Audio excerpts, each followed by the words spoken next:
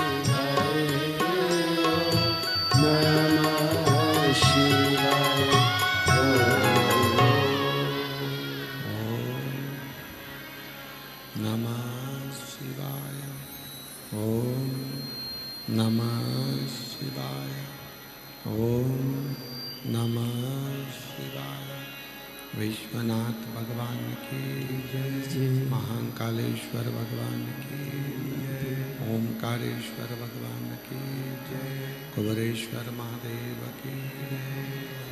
हर हर महादेव, हर हर महादेव, हर हर महादेव। काशी विश्वनाथ ओगरदानी त्रिकालदर्शी कैलाशी अविनाशी भगवान शिव की पुनित पावन पवित्र शिव महापुराण की कथा भगवान शिव की कृपा से, करुणा से, उनकी उदारता से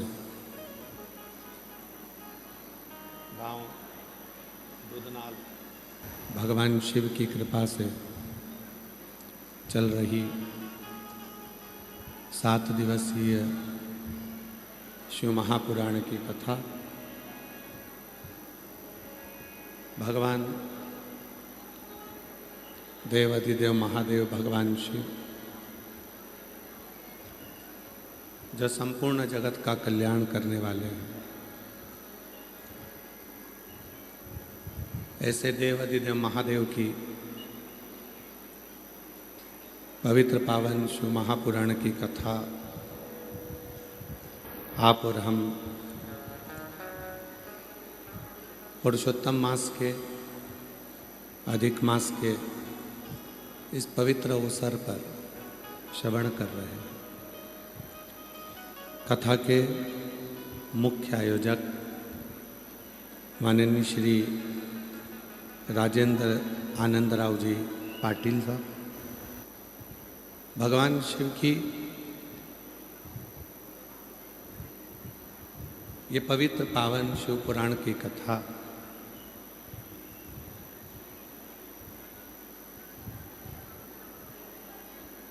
ये कोई साधारण सी नहीं है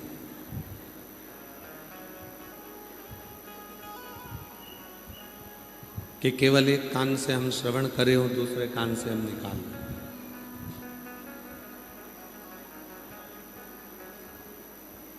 ये कथा मानव जीवन के जितने भी दुख हैं, मानव जीवन की जितनी भी तकलीफें हैं, मानव जीवन के जितने भी कष्ट हैं, ये उन सभी कष्टों को, सभी दुखों को समाप्त करने वाले।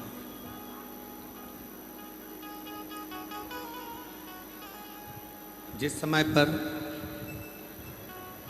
तुमरुका जी माँ चंचुला देवी को शिव महापुराण की कथा सुनाते हैं,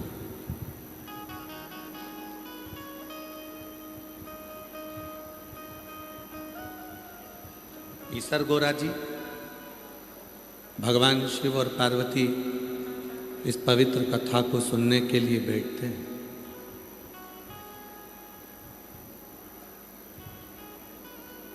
उस समय पर स्वयं तुमरुका जी ने भगवान देवाधिदेव महादेव से वर मांगा था।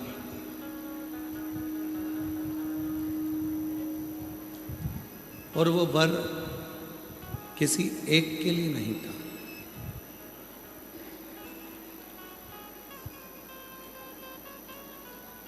वो वर था सबके लिए। सर्वे भवन्तु सुखिनः।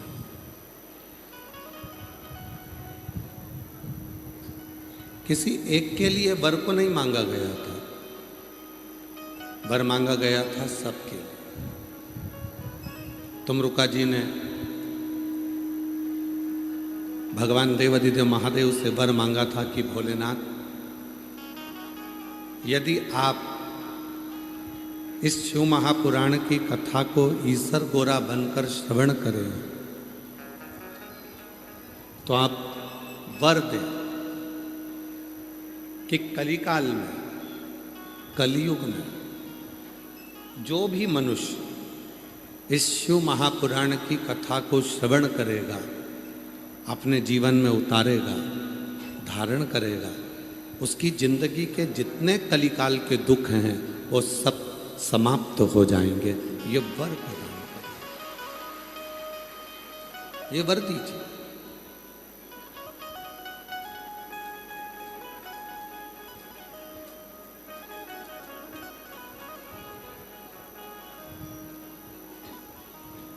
घोर कलिकाल में, चलते हुए कलियुग में, कलिकाल में संसार के लोगों के लिए ये शिव महापुराण की कथा एक ऐसी कथा है जो मानव जीवन के सारे दुखों को, मानव जीवन के सारे क्लेशों को समाप्त कर देती, मानव जीवन की सारी तकलीफों को समाप्त कर देती।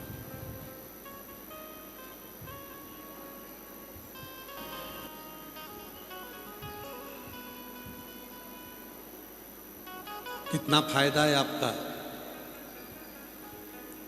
शिव महापुराण की कथा में आने वालों का फायदा कितना है? पहला,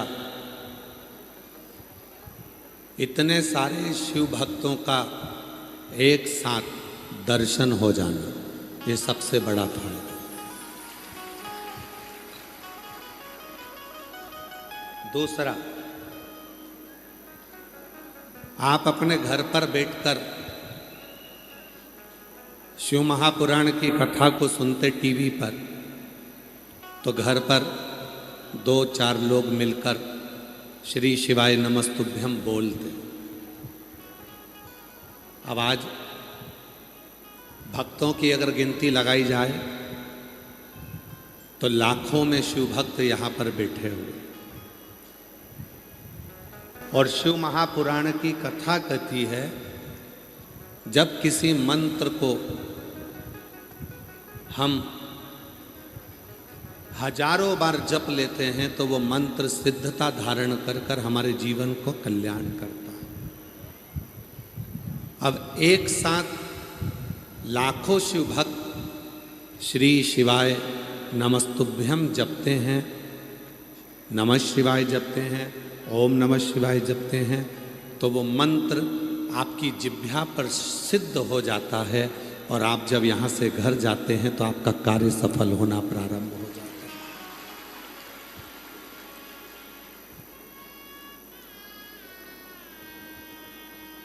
ये दूसरे नंबर पर, घर पे होते अकेले जप रहे होते,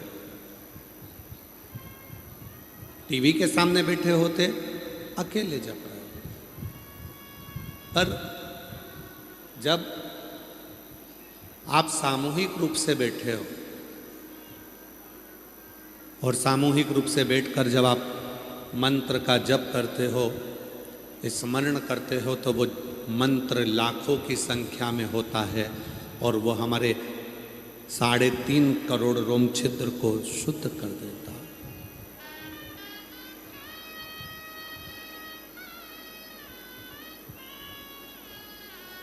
ये दूसरा फायदा है। तीसरा लाभ क्या है? जब आप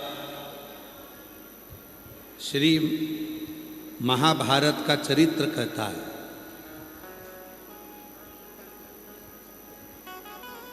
पांडवों ने एक यज्ञ रखा और उस यज्ञ को करने के बाद में उस यज्ञ का घंटा नहीं बजा। पहले ऐसा नियम था, जो भी यज्ञ करा जाता था उस यज्ञ को करने के बाद पूर्ण आहुति में घंटा लगाया जाता था, वो घंटा अपने आप बजना था, उसको बजाना नहीं था, अपने आप बजना चाहिए।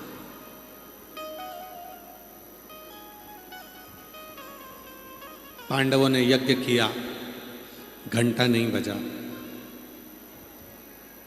पांडवों के मन में आया क्या यज्ञ में कोई कमी रह गई है? हमने जो यज्ञ करा उसमें कोई कमी है क्या? तब ब्राह्मणों से, संतों से, यज्ञाचार्यों से मालूम करा कि कमी क्या है। तो किसी ने कहा यज्ञ 2 तरह का होता है, एक अग्नि में सांकल्य देना, दूसरा पूरे गांव को नगर भोज कराना, भंडारा कराना, भोजन कराना, और उस भोजन में कोई वंचित रह गया, कोई एक भोजन करने नहीं आया, इसलिए वो घंटा नहीं बजा, इसलिए वो घंटा नहीं बजा। पता करो कि इस नगर में कौन भूखा है। नगर में ढूंढने के लिए नकुल सहदेव गए, का भोजन नहीं कर सकते। क्यों नहीं कर सकते? मैं उसी के घर का भोजन करता हूं जिसके यहां पर 108 अश्वमेध यज्ञ हो चुके हैं।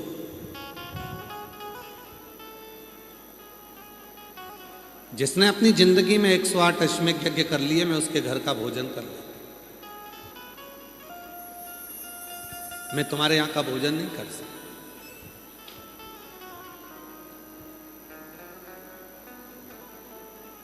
अर्जुन, तुमने अगर 108 अश्वमेध यज्ञ करे हो तो तुम मेरे को भोजन कराने ले जा सकते। नहीं, हमने नहीं। खबर पहुंची द्रौपदी के पास, और द्रौपदी पैदल पैदल, बिना पादुका के, बिना चप्पल के, बिना रथ पर बैठे, पैदल पैदल द्रौपदी संत के पास पहुंच गई। संत से कहा, बाबा चलो हमारे यहाँ चलकर भोजन करो, जिससे यज्ञ की पूर्णाहुति हो, घंटा बज जाए। संत ने कहा, नहीं, तुमने अगर 108 अश्वमेध यज्ञ करे हो तो मैं तुम्हारे यहाँ भोजन करूंगा। द्रौपदी ने हाथ में चावल लिया, जल लिया, संकल्प छोड़ने को तैयार हो गई कि मैंने 108 अश्वमेध यज्ञ करे हैं, तुम चलो मैं तुम्हें भोजन कराती हूं। संत ने पूछा, तेरे पति ने 108 अश्वमेध यज्ञ नहीं करे तो तूने कैसे कर लिया? द्रौपदी ने कहा, हमारे शास्त्र कहते हैं, वेद कहते हैं, जितने कदम चलकर कोई कथा तक आता है, जितने कदम चलकर कोई शिवालय तक जाता है, जितने कदम चलकर कोई गुरु से मिलने जाता है, उतने अश्वमेध यज्ञ अपनी जिंदगी के कर लेता है। उतने द्रौपदी कहती है, मैं तुम्हारे से मिलने के लिए आई हूं 5000 कदम चलकर, मैंने 5000 अश्वमेध यज्ञ कर लिए।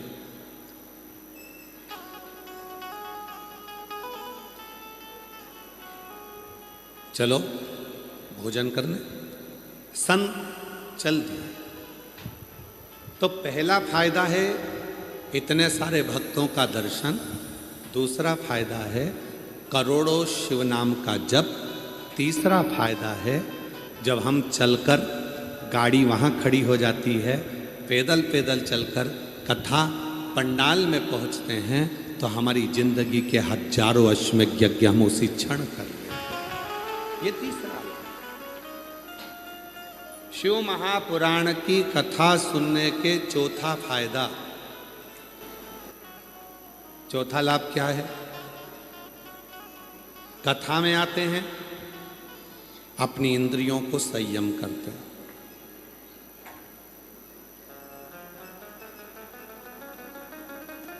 इतनी देर 2 बजे कथा चालू होगी, 10 बजे से जगह संभाल लेते हो।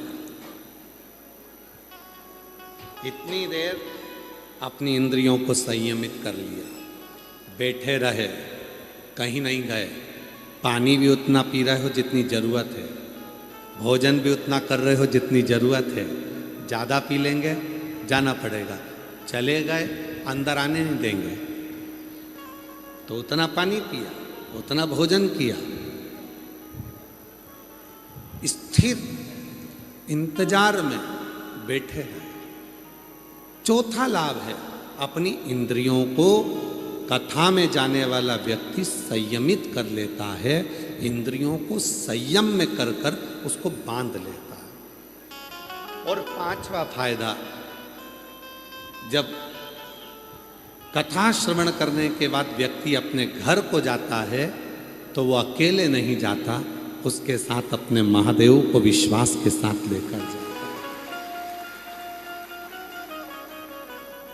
ये 5 फायदे शिव महापुराण की कथा सुनने वालों के, श्रवण करना।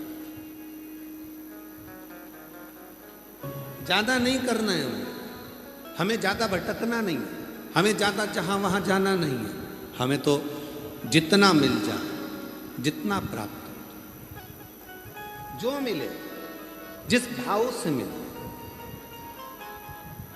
उसको ग्रहण कर।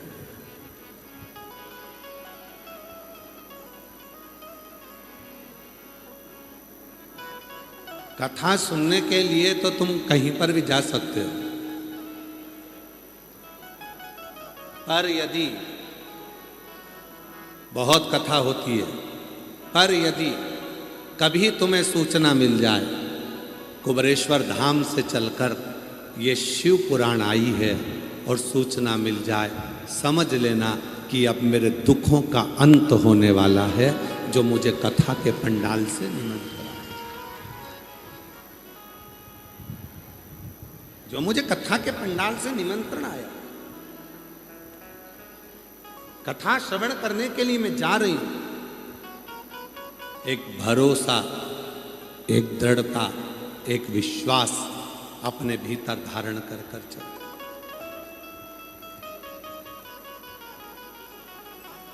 परिवार का मतलब मालूम है आप लोगों को? जम के तो बोलो, परिवार का मतलब मालूम है? परिवार का मतलब ये नहीं होता कि हम सब साथ रहते हैं। गुरुजी हम 4 देवर जेठे सब साथ में रहते हैं। गुरुजी, हम 3 देवर जेठे सब साथ में रहते हैं। परिवार कहते हैं इसको। इसमें साथ में रहना कहते हैं। गुरुजी, हमारा पूरा परिवार साथ में रहता है, हमारा परिवार, इसको परिवार। केवल साथ में रहना परिवार नहीं है। शिव महापुराण की कथा कहती है जितने परिवार में सदस्य हैं सब एक दूसरे के सुख दुख में साथ दें तो समझ लेना कि वो परिवार है।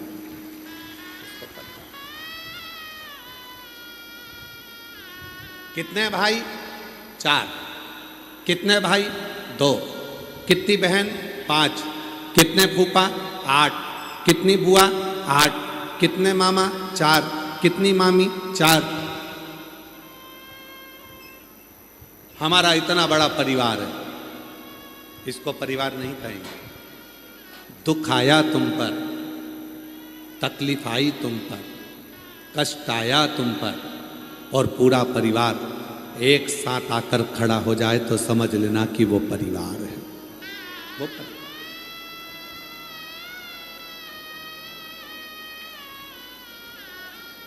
तो समझो कि परिवार है। दुख में आकर कोई खड़ा ना हो, सुख में आकर कोई खड़ा ना हो, तो वो परिवार का मतलब क्या?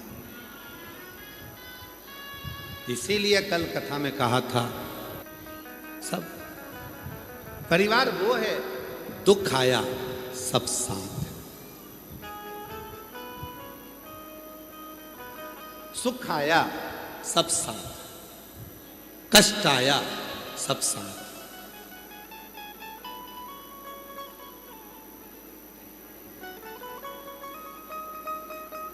पाटिल साहब, बहुत अच्छा गांव है आपका दूधनाल। हम आपको साधुवाद देते हैं, जिस गांव के आप हैं आपको उसके लिए साधु।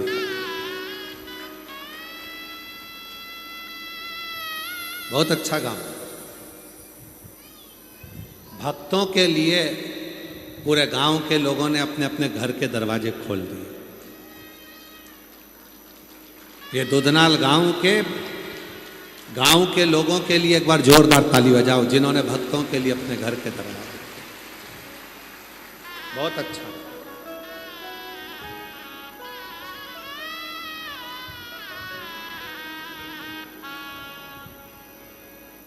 और हमको सूचना मिली पाटिल साहब की गांव के लिए आपका समर्पण बहुत रहता है, बहुत समय। और हम भोलेनाथ जी से यही प्रार्थना करते हैं कि आपका समर्पण दूधनाल के लिए क्या, पूरे तालुका के लिए ऐसे ही बना रहना चाहिए। बहुत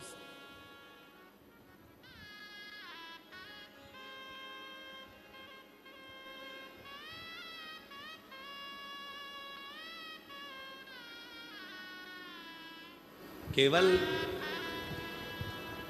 गांव में रहना ही मूल नहीं है, गांव के प्रति अपना समर्पण रखना भी मूल है। केवल दूधनाल में रहना, उमरगा में रहना, धाराशिव जिला में रहना वो नहीं, अपना समर्पण भी होना चाहिए। कितना सुंदर कहा है।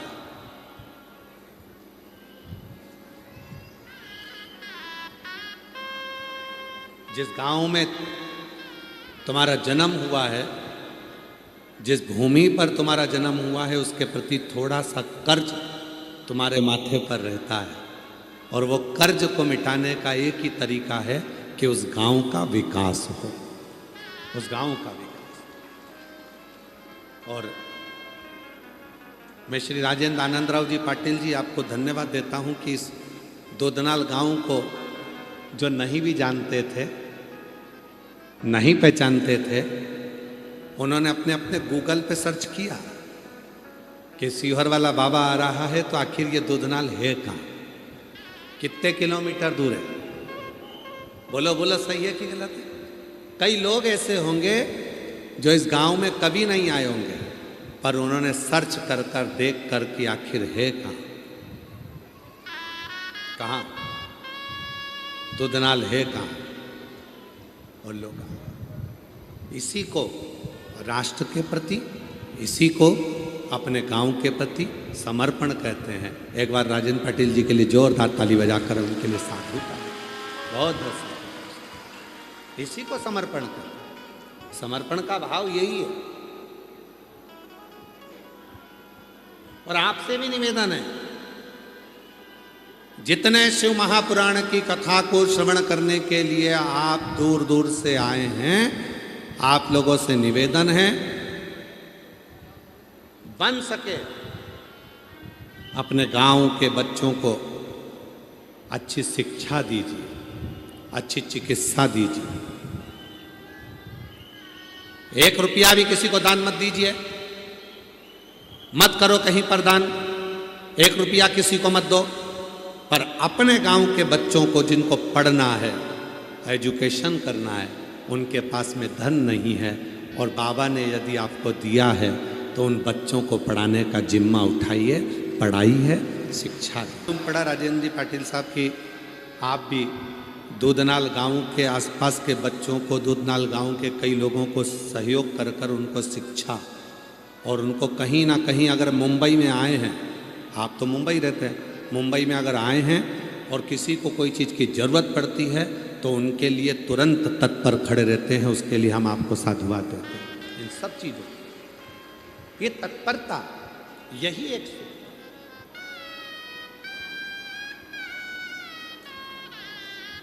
इसी को श्रेष्ठता कहते हैं।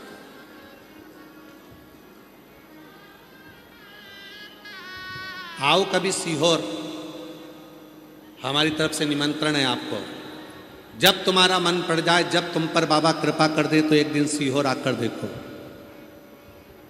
आप लोग जो झोली में थोड़ा सा दान देते हो या कोई काउंटर पे सहयोग देते हो, आकर देखो तुम्हारा दिया गया वो 1 रुपया सही जगह लग रहा है कि नहीं लग रहा। स्वयं को आना चाहिए, देखना चाहिए। गाय, बेटी और लक्ष्मी, ये 3 देने से पहले सोचना चाहिए। गौ माता को देने से पहले सोचो, लक्ष्मी को देने से पहले सोचो और बेटी को देने से पहले सोचो। गाय ऐसे ब्राह्मण को मत दे देना कि वो दूध के चक्कर में लेकर जाए, बाद में दूध देना बंद कर दे तो वो किसी को बेच दे।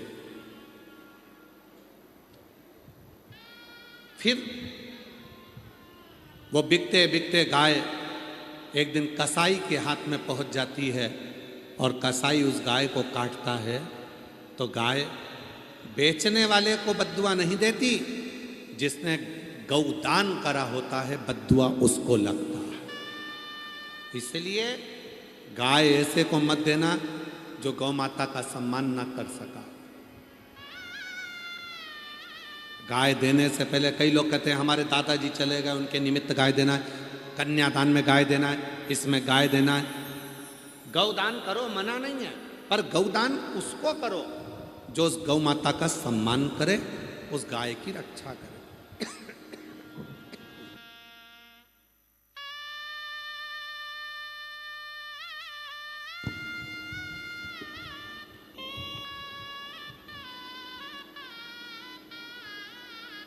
जो गौ माता का सम्मान करे, गाय की रक्षा करे। लक्ष्मी दो, पैसा दो, पर ऐसे भिखारी के कटोरे में, ऐसे भिक्षुक के कटोरे में पैसा मत देना कि तुम्हारे पैसे को ले जाकर शाम को मदिरा में लगा दे, जुए में लगा दे, मांसाहार में लगा दे, वैश्यावृत्ति में लगा दे।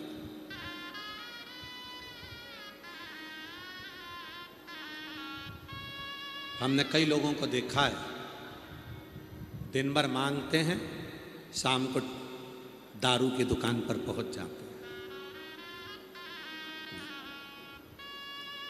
लक्ष्मी गलत कटोरे में जाती है और गलत जगह पर जाती है तो दान करने वाले को रोना पड़ता है। गाय गलत जगह चली जाती है गौ माता तो दान करने वाले को रोना पड़ता है। लक्ष्मी गलत कटोरे में चली गई, किसी के कटोरे में दे दी और उसने शाम को मदिरा में, जुए में, मांसाहार में, वैश्यावृत्ति में, गलत काम में लगा दिया तो वो लक्ष्मी भी रोती है, बद्दुआ देती है।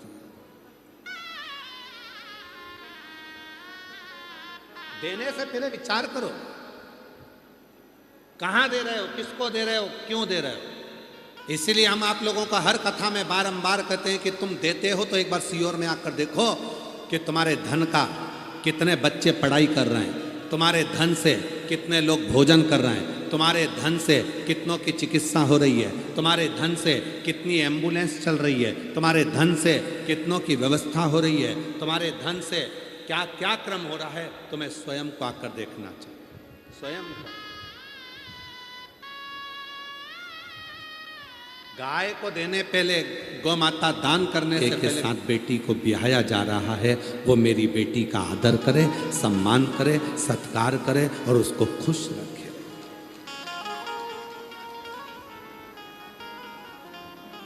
बेटी को दुख होता है तो माँ बाप को रोना पड़ता है, गौदान करने वाले को रोना पड़ता है अगर गाय सही जगह पर सेवा नहीं हो तो, लक्ष्मी दान करने वाले को रोना पड़ता है अगर लक्ष्मी सही जगह ना पहुंचे तो, और बेटी का दान करने वाले को, कन्या दान करने वाले को भी रोना पड़ता है अगर बेटी सही जगह ना पहुंचे तो। देने से पहले विचार करिए, देने से पहले विचार करो कि सही जगह जा रही है कि नहीं जा रही। फिर निवेदन है मेरी जीजियों, करवद्ध निवेदन करूं आपसे, बड़ा बंगला मत देखना, बड़ी गाड़ी मत देखना, अगर बेटी को देना है तो बड़ा दिल देखना जिसमें तुम्हारी बेटी अच्छे से रह सके,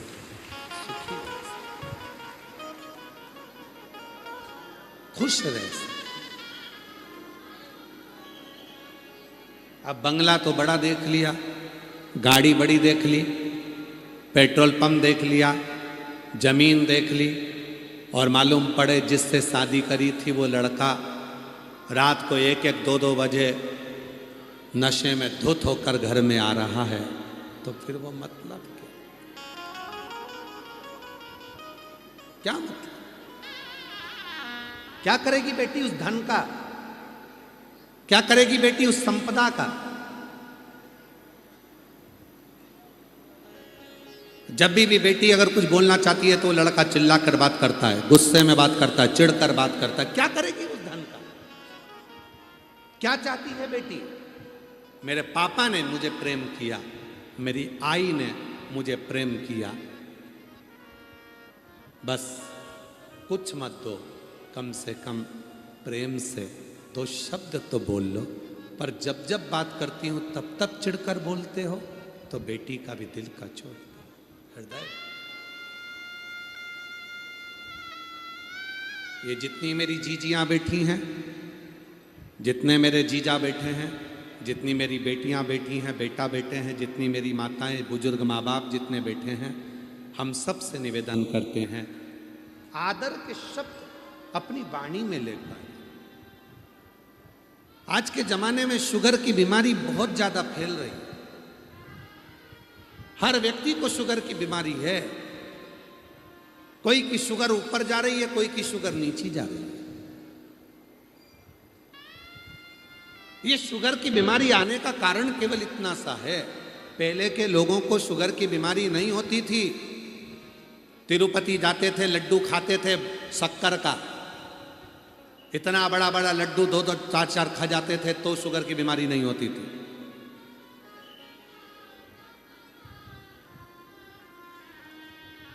शिरडी जाते थे तो वहां से लड्डू लेकर आते थे, वो भी लड्डू खाते थे। पंढरपुर जाते थे तो वहां से भी लड्डू लेकर आते थे, वो भी लड्डू खाते थे। तीर्थ करने जाते थे तो वहां से भी लड्डू लाते थे, वो भी लड्डू खाते थे। रामेश्वरम, काशी, सब दूर से लड्डू लाते थे, खाते थे, शुगर की बीमारी नहीं होती थी। अभी अभी शुगर की बीमारी हो रही है। क्यों?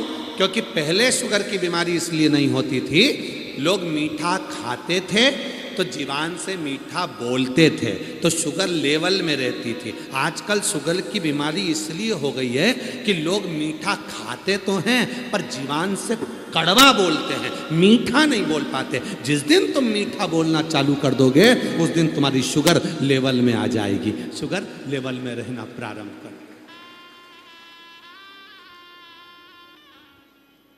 डॉक्टर से जाकर पूछो शुगर की बीमारी क्यों होती है। निवेदन है, सियोर वाले महाराज के कहने पर एक बार डॉक्टर साहब से पूछना कि शुगर की बीमारी क्यों होती है। डॉक्टर कह देंगे अधिक टेंशन ले रहे हो, अंदर अंदर थोड़ा ना कुछ रख रहे हो, भूखे रह रहे हो। यही शुगर तुम निकाल देते अगर तुमको थोड़ा भी तकलीफ थी। प्रेम से आपस में बैठकर अपनी पत्नी से, बच्चों से, परिवार से बात करते, खूब हंसी मजाक करते, स्नेह से बोलते, तो वो शुगर तुम्हारी जीवान से निकलती तो शुगर का लेवल बराबर हो जाता और तुम्हें टेंशन नहीं होता। टेंशन नहीं होता तो बीमारी नहीं। ये बीमारी लगी क्यों है तुम्हारे को? और बाद में दोष किसको दे रहे हो? हे भगवान तूने क्या कर दिया, मुझे शुगर की बीमारी दे दी। भगवान मन में सोचा खुद मीठा बोल नहीं रहा और मेरे से बोल रहा शुगर की।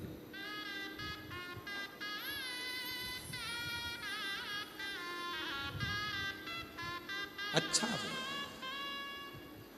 श्रेष्ठ बोल, इस मिठास को जनमानस को दीजिए।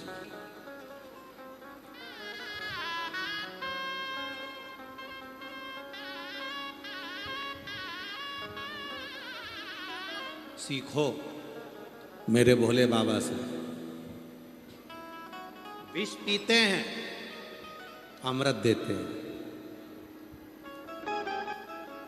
सीखो मेरे भोले बाबा से कि विष पीने के बाद भी प्रेम से कैसे बोल लेते।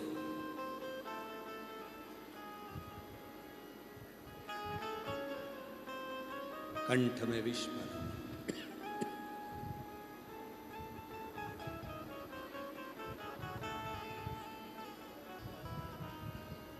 और कंठ में विष भरा होने के बाद भी प्रेम से कैसे बोलते, कैसे?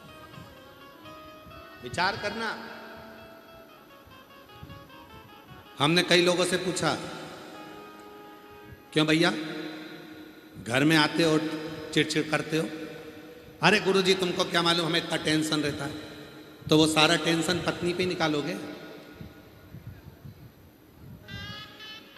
सारी चिंता क्या पत्नी को ही दोगे?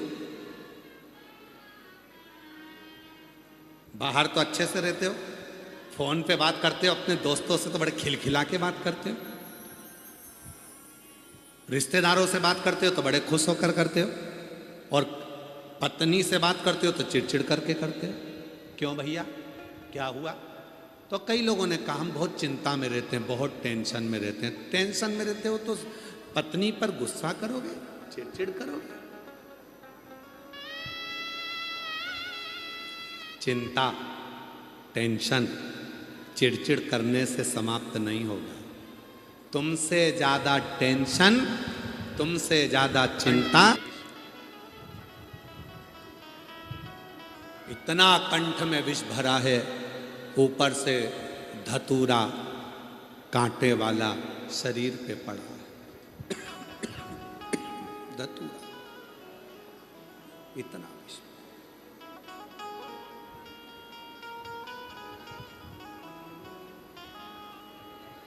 कितना टेंशन होगा सोचो। उसके बाद भी मेरे देव अधिदेव महादेव प्रेम से बोलते हैं, शांत, एकदम शांत, कोई आडंबर नहीं, कोई क्लेश नहीं। एक बार नंदी ने पूछ लिया था भोलेनाथ जी से तुम्हारे कंठ में विष भरा है, तकलीफ हो रही होगी, फिर भी इतने प्रेम से तुम सबसे कैसे मिल लेते हो? शिव कहते हैं अपने दर्द को, अपने दुख को किसी को कह भी दूंगा तो वो मेरा दुख थोड़ी ना आधा कर देगा। पत्नी पर आकर तुम चिड़चिड़ कर भी दोगे, घर पर अपनी धर्म पत्नी से तुम गुस्से में आकर बोल भी लोगे, तो क्या तुम्हारा टेंशन आधा हो जाएगा? जम के बोलो रे भाई, हो जाएगा क्या? नहीं हो सकता।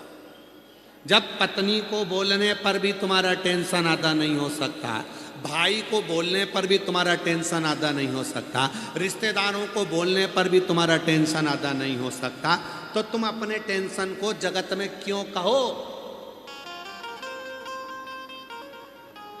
कितना सुंदर कहा है। हो सके तो अपने अड़ोसी पड़ोसी को भी बोलना ये वाली बात। कौन सी? सोना घर से जाए, आभूषण घर से जाए, चलेगा। कपड़े घर से जाएं, चलेगा। बर्तन घर से जाएं, चलेगा। पर घर की बात घर से जाए, ये कभी नहीं चलेगा।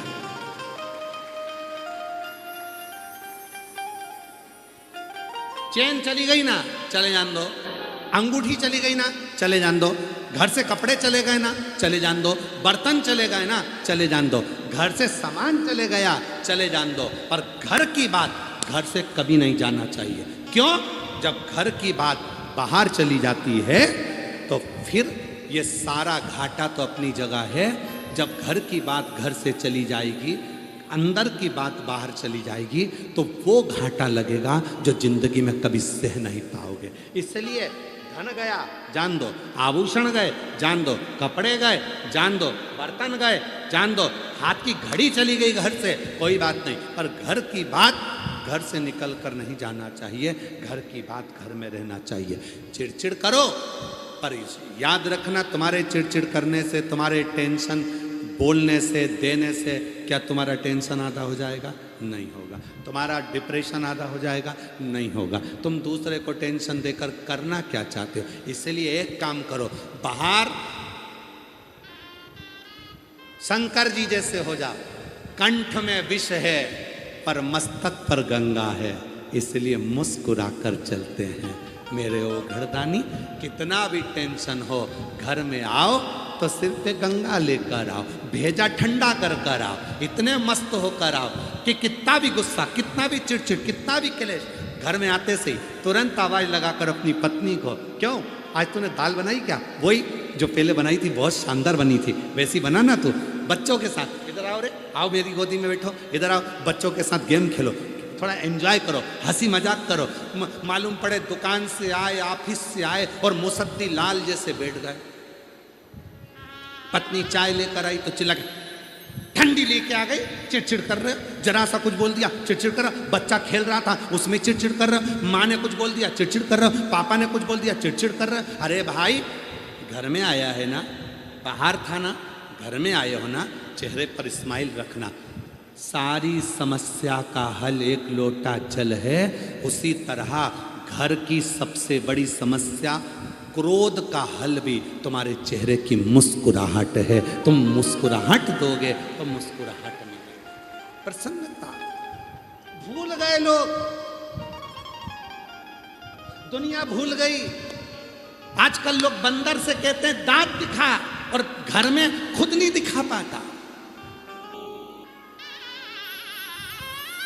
घूमने के लिए अयोध्या गए, चित्रकूट गए, यहाँ गए, वहां गए, ब्रज गए, और बंदर से कह रहा है दांत दिखा, दांत दिखा, बिस्कुट दे, दांत दिखा, दांत दिखा। बंदर भी मन में सोचता है काय को दिखाऊं, तू तेरे घर में दिखाता। घर में तो मुसद्दी लाल जैसा रहता हूं, एकदम अकड़ में, गुस्से में, चिड़चिड़ कर कर, क्रोध कर कर, अपशब्द बोलकर। प्रेम से अगर तू घर में दांत दिखा सकता है तो फिर मैं भी तुझे दांत दिखा सकता हूं। प्रेम। शिव को क्या चाहिए? भगवान शंकर को क्या चाहिए? 13 जून को पुरुषोत्तम मास, अधिक मास की शिवरात्रि है, 3 साल में एक बार पड़ती है। उसका ऑनलाइन अभिषेक शाम को 7 बजे। आप सब अपने अपने घर में मिट्टी का शिवलिंग बनाकर, पार्थिव शिवलिंग बनाकर तैयार रखना। शाम को पूजन करने बैठेंगे। शिव को क्या चाहिए? पूरी पूजन की सामग्री पर कथा चालू होने से पहले चलती है, कथा विराम होने के बाद चलती है। उस पूरी सामग्री में देखना कि कहीं पर भी धन खर्च होने का सामान शंकर को नहीं चाहिए। चावल के दाने 11 तुम्हारे घर में है, समी का पत्ता तुम्हारे घर में है, बेलपत्र का पत्ता घर में है, कनेर का फूल घर में है। जो सामग्री, थोड़ा सा कच्चा दूध, 1 चम्मच 2 चम्मच थोड़ा सा उसमें शक्कर या गुड़ मिला हुआ तुम्हारे घर में है। ज़्यादा शिव जी को कुछ नहीं चाहिए, बस हृदय से प्रेम देना शंकर जी को प्रारंभ करो। शिव जी तुम्हें दुनिया का सारा भंडार भरना प्रारंभ कर देंगे। तुम प्रेम नहीं दे, तुम स्नेह नहीं दे पाए।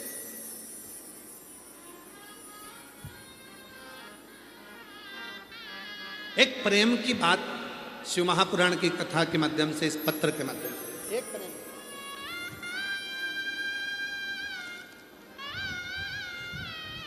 देखिए प्रेम की बात बता रहे हैं आपको।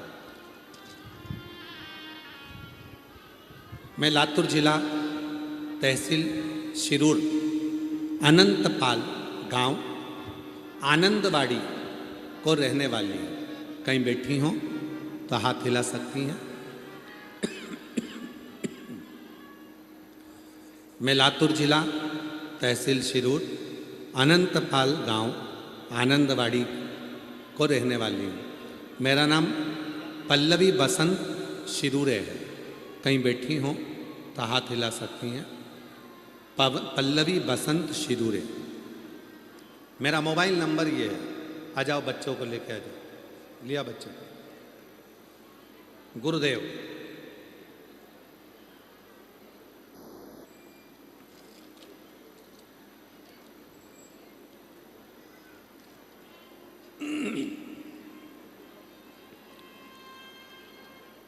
मेरी शादी को 25 साल हो गए थे। कितने साल हो गए? जम के बोलो। 25। मेरी शादी को 25 साल हो गए थे।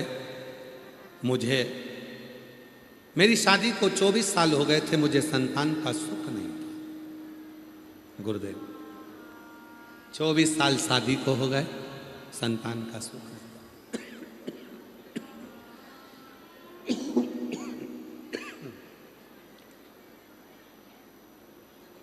मुझे लोग ताने मारते थे। मुझे ननंद ने कहा, सीहोर वाले महाराज जी की कथा सुन, और मुझे आंकड़े की झड़का भी किया। गुरुदेव, जब भगवान ने मेरी नहीं सुनी तो आप कहते हो ना, हिम्मत मत हारना। शिव जी के मंदिर में जाकर नंदी के पास बैठकर शिव जी से अपने प्रेम की बात करो। मैं ना तो कोई मंत्र जानती हूँ, ना कोई मैं स्तुति जानती हूँ, ना मैं कोई श्लोक जानती हूँ। केवल मैं शंकर जी के मंदिर में जल चढ़ाने जाती और नंदी के पास बैठकर कुछ नहीं कहती, बस एक ही बात कहती, वो सीहोर वाला महाराज है ना, आपका चेला, वो व्यास पीठ पर बैठकर कहता है कि जो मांगो वो मिलेगा। मैं शंकर जी से कहती, तू मेरी मत सुन तो सीहोर वाले चेले की तो सुन ले। उसकी हंसी उड़ जाएगी, और उसकी हंसी उड़ेगी तो लोग उस पर उंगली उठाएंगे, ताना देंगे। अगर मुझे कुछ नहीं देगा तो उसकी भी तो इज्जत जा रही है। तू तेरे चेले की तो देख, सीहोर वाले की।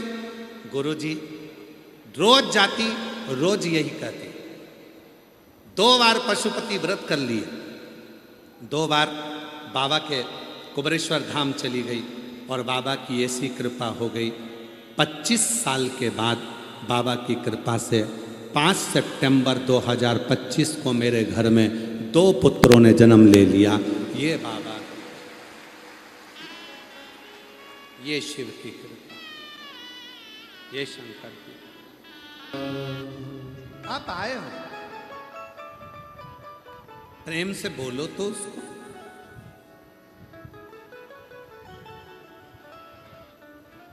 प्रेम से उसको निवेदन तो करो, प्रेम से उससे बातें तो करो। जब प्रेम से बात करोगे, जब प्रेम से निवेदन करोगे, स्वीकार करोगे, स्वीकार करो। आप और हम प्रेम की भाषा बोलना बंद कर दो।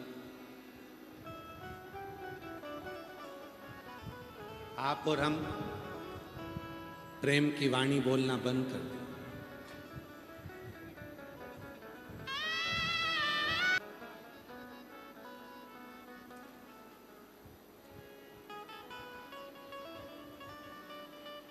हम परमात्मा से अपने हृदय की बात भी नहीं कर पाते।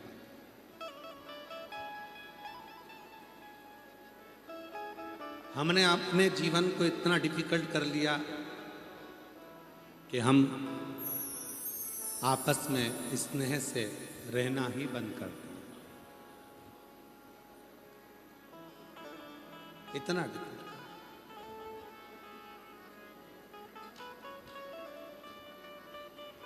जब प्रेम, स्नेह, वात्सल्यता, करुणता अपने भीतर होगा तो शिव को मिलने में देरी नहीं होगी।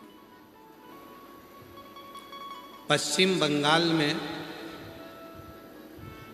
एक शिवजी का प्राचीन मंदिर है, तारकेश्वर महादेव।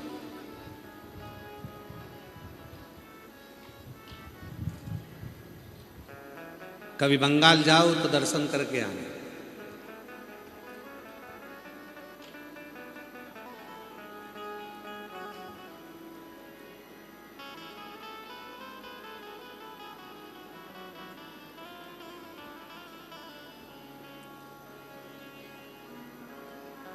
हुबली के पास में आता है तारकेश्वर महादेव, पश्चिम बंगाल।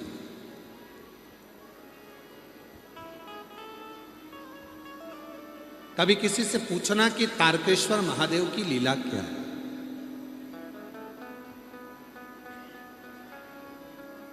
एक भगवान शंकर का परम भक्त हुए श्री विष्णुदास, शिव जी के परम उपासक थे। भोले थे, सीधे, और जो भोला होता है, सीधा होता है, सबसे ज्यादा काम उसी को बताए जाते हैं। सबको मालूम है मेरा काम ये कर सकता है,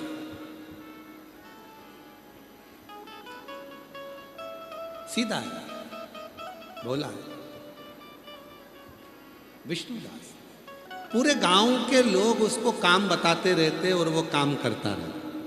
किसी ने कहा हमको ये ला दो, हाउ। कोई ने कहा सब्जी ला दो, हाउ। कोई ने कहा मेरे दुकान चले जा, हाउ। कोई ने कहा मेरे यहाँ झाड़ू लगा दे, हाउ। कोई ने कहा मेरे यहाँ पोछा लगा दे। बहुत सीधा था, भोला था, और भोला का तो भोला होता ही है। विष्णुदास बहुत।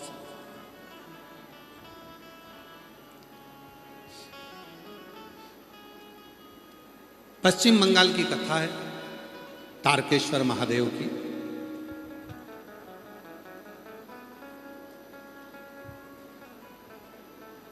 सीधा साधा विष्णुदास शिव की साधना में लगा रहता, भगवान शंकर।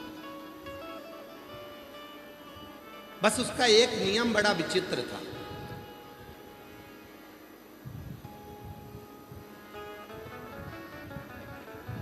वो किसी मंदिर में नहीं जाता था, किसी शिवालय में नहीं जाता था। चलते फिरते, क्योंकि काम इतना सारा रहता था, हर एक व्यक्ति उसको काम बोल देता था, तो चलते फिरते एक पत्थर को उठाता था, कहीं पर भी रखकर उसी पे पानी चढ़ाकर, पत्ती तोड़कर चढ़ाकर चला जाता।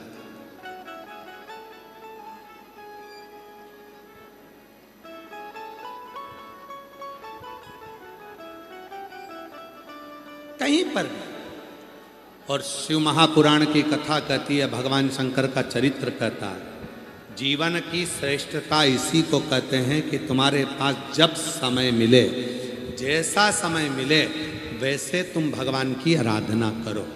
घर में झगड़ा कर कर नहीं, लड़ाई कर कर नहीं, अपशब्द कह कर नहीं।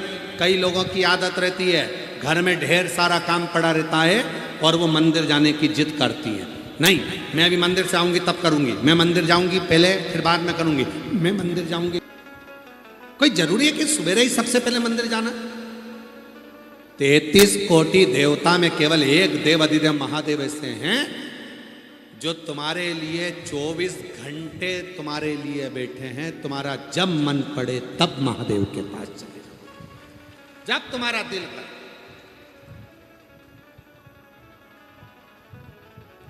काल और महाकाल समय देखकर नहीं पूजे जाते। काल तुमसे पूछ कर नहीं आएगा, समय तुमसे पूछ कर नहीं आएगा। क्यों लीलाबाई, उठा लूं क्या तेरे को? पूछेगा यमराज, धर्मराज आकर पूछेंगे, यमराज आकर पूछेंगे, यमदूत आकर पूछेंगे, ए कमला तेरे को लेकर जाना है, चलेगी क्या?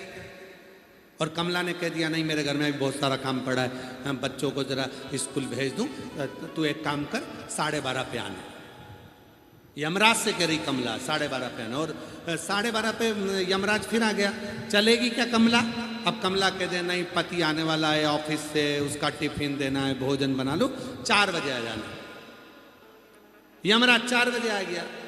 4 बजे आके यमराज ने कहा चल कमला। कमला फिर बोली नहीं, अभी नहीं जाऊंगी, अभी तू एक काम कर कि शाम के टाइम का भोजन सास ससुर को भोजन बना के रखना पड़ेगा, शाम को 7:30 बजे आ। यमराज 7:30 बजे आ गया। अब चल। कमला ने कहा हमारे घर की बहन बेटियां रात को नहीं जाती, तो फिर मैं क्या करूं? कमला ने कहा पड़ोसन को ले जा। नहीं, ऐसा होगा? जम के तो बोलो जरा, नहीं होगा। काल पूछ कर नहीं आएगा, आएगा लेकर चला जा। कभी भी कहीं पर भी कैसे भी तुम्हारा अंतिम समय आया और वो तुमको लेकर गया। फिर भले तुम डांस कर रहे हो, चाहे तुम ब्यूटी पार्लर में डेंटिंग पेंटिंग करा रहे हो, चाहे तुम गाड़ी चला रहे हो, चाहे तुम वो पानी पूरी गोलगप्पा खा रहे हो, गुपचुप खा रहे हो, चाहे तुम करो, जब ना।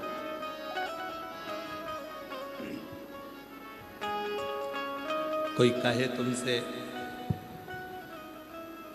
कहे तुमसे कि सुबह ही मंदिर जाना है, नहीं नहीं, मैं मन पड़े तब जाओ।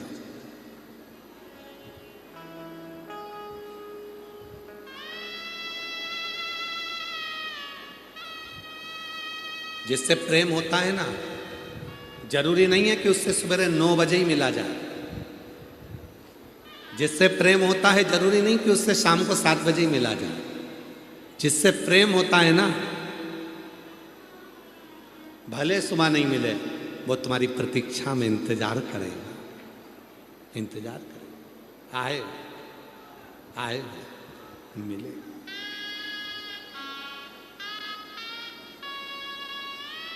आए वो मिलेगी। शिव से प्रेम करा, इंतजार करेगा।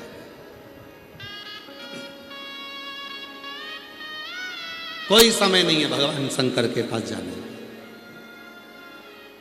कोई समय। जब तुम्हारा मन पड़ जाए, बच्चे स्कूल चले जाएं, घर का काम हो जाए, सास ससुर की सेवा हो जाए, रोटी टिफिन सब बन जाए, जब फ्री हो जाओ तब एक लोटा जल भरो और महादेव के पास चले जाओ। मेरा महादेव तुम्हारे इंतजार में बैठा।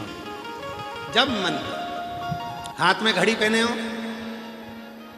अरे जम के तो बोलो, हम तुमसे ले थोड़ी ना रहे। पहने हो घड़ी, देखो 1 बजे से लेकर 12 बजे तक वो घड़ी के कांटे हैं। बोलो बोलो, जम के बोलो, हैं?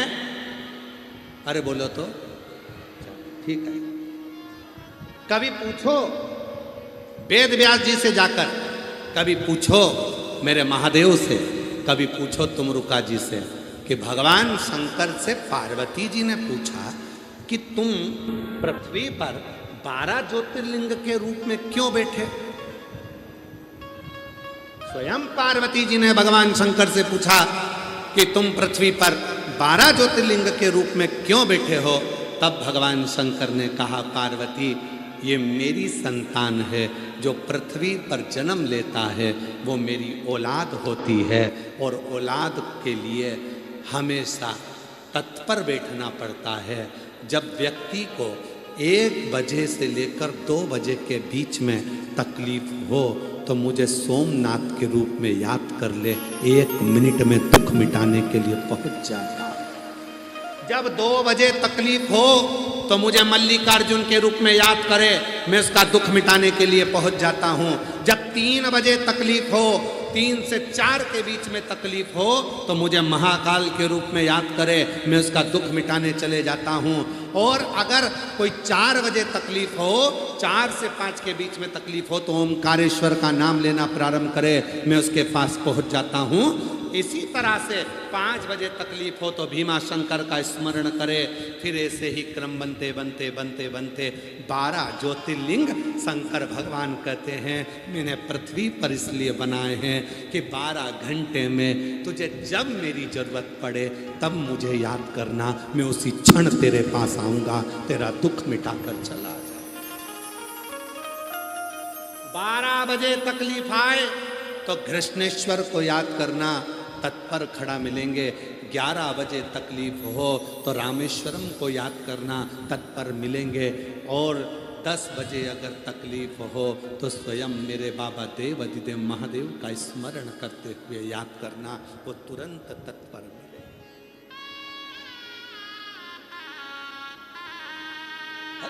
पल 1 बजे दुख आया, सोमनाथ याद आया। 2 बजे दुख आया, मल्लिकार्जुन याद आया। 3 बजे दुख आया, महाकाल याद आया। 4 बजे दुख आया, ओमकार याद आया। 5 बजे दुख आया, केदार याद आया। 6 बजे दुख आया, भीमा शंकर याद आया। 7 बजे दुख आया, मेरा काशी विश्वनाथ याद आया।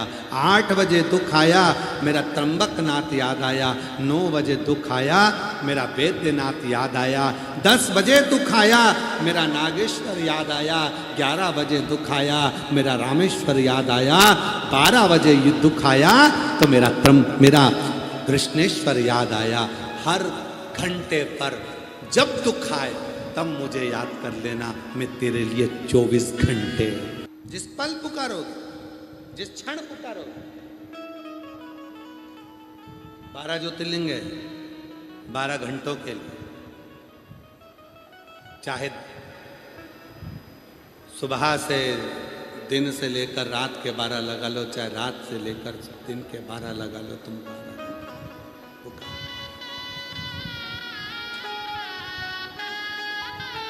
विष्णुदास बहुत भोला, बहुत भोला। और विष्णुदास इतने भोले हैं, कोई काम बता देता है तो चलेगा।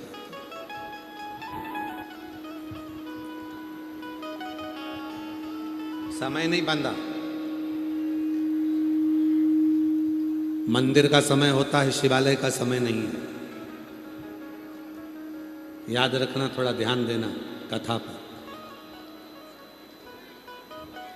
कथा पर तुम्हारा स्मरण रखना। मंदिर का समय होता है। हमारे यहाँ सीहोर में मुरली मनोहर मंदिर का समय है। सुबह 6 बजे दरवाजे खुलते हैं, दोपहर में 12 बजे बंद हो जाते हैं। मंदिर का समय निश्चित है।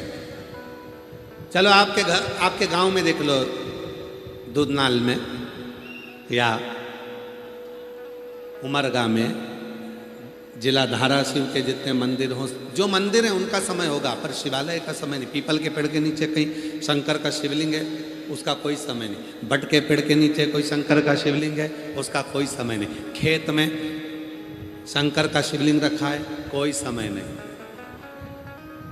घर के बाहर शंकर का शिवलिंग रखा है, कोई समय नहीं। शिवालय का समय नहीं होता।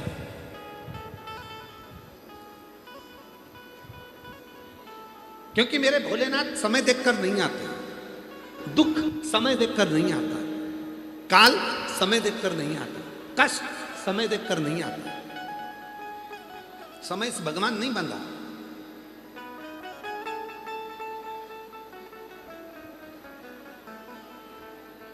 कई लोग कह देते हैं गुरुजी हम दुकान कब खोलें, कोई अच्छा समय बताओ। हम कहते हैं तुम्हारा दिल कब, मन कब कह रहा है? हमारा मन तो कह रहा है कि कल दुकान खोलो, कल दुकान खोलो खोलो। पर हमने किसी से पूछा कि मुहूर्त अच्छा नहीं है,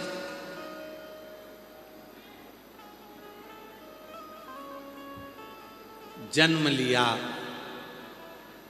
तब उस परमात्मा ने मुहूर्त नहीं देखा था कि कौन से जन्म समय में तेरा जन्म हो। और चलो जाने दो, आजकल तो हमारे पाटिल साहब की बेटी श्वेता डॉक्टर बन रही है ना, डॉक्टरी कर रही है। आपको साधुवाद है। जब आप डॉक्टर बन रही हैं और डॉक्टर बन जाएंगी या बन चुकी होंगी तो कई समय पर ऐसे भी लोग मिलेंगे आपको, ऐसे पेशेंट मिलेंगे जिनके गर्भ में बच्चा होगा और आप कहोगी कि इस बच्चे का जन्म होना है और वो कहेंगे कि हम मुहूर्त देखकर बता देंगे उस तारीख को तुम ऑपरेशन कर देना। बोलो बोलो सही है कि गलत है? देखा यहाँ तारीख देखी, समय देखा, ऑपरेशन करवाया। अब तुमने जब सब कुछ अच्छा देखा, फिर बच्चा जब बड़ा हुआ तो उसकी किस्मत में ऐसा दुख काय को लिखा कि उसकी शादी हुई और पत्नी तलाक के लिए खड़ी हो गई। फिर दुख क्यों लिखा, कष्ट क्यों लिखा? तो शिव पुराण की कथा कहती है तुम कितने भी मुहूर्त देख लो, कितने भी मुहूर्त देखो, पर आखिरी में काम आएगा तो तुम्हारा किया गया कर्म ही आएगा। तुमने जैसा कर्म करा है उसके अनुसार तुम्हें फल मिलेगा, तुम्हें उसको भोग। कर्म देखा जाएगा, तुमने क्या कर्म करा है, कैसा कर्म करा है। ध्यान देना, कितना भी मुहूर्त देख लेना, कितनी भी तिथि देख लेना, कितना भी वार देख लेना, पर आखिरी में भोगना तुम्हारे कर्म के अनुसार है, फल तुम्हारे कर्म के अनुसार मिलेगा। तुम अच्छा कर्म करोगे अच्छा मिलेगा, पूर्व में अच्छा कर आए अच्छा मिलेगा।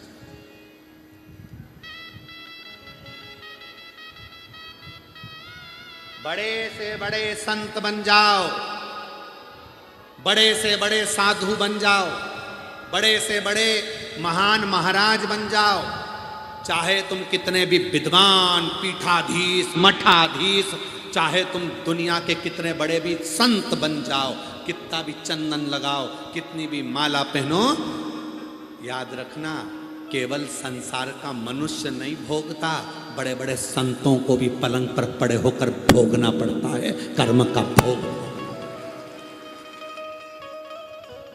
कर्म का भोग तो संत को भी भोगना पड़ता, भोगना पड़े। केवल मनुष्य तो, तुम अपने मन में गिलानी मत लाओ। कई लोग कहते हैं सारा दुख भगवान ने हमको दे दिया, भगवान ने हमें इतना कष्ट दे दिया। केवल तुम ही नहीं हो, बड़े से बड़ा संत भी अपने पलंग पर पड़े पड़े मृत्यु को मांगता है कि अब मुझे प्राण छोड़ना है। कर्म का भोग तो भोगना ही पड़ता, चाहे संत बन जाओ, चाहे साधु बन जाओ, महात्मा बन जाओ, महाराज बन जाओ, पीठाधीश बन जाओ, चाहे कुछ भी बन जाओ, पर भोगना तो पड़ेगा। तुम्हें भी भोगना है, हमें भी भोगना है, संसार के हर व्यक्ति को भोगना, कर्म का भोग भोगना।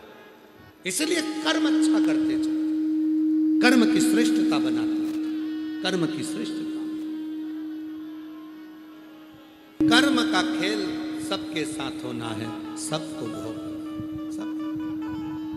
विष्णुदास बड़ा सरल है, बहुत शिव पुराण की कथा कहती है।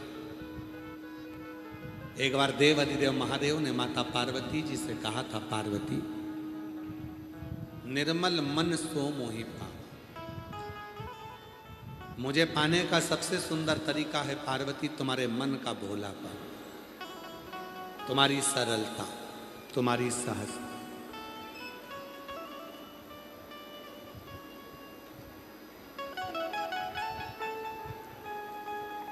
बहुत अच्छा भाव रखो भीतर से, बहुत भीतर से भाव।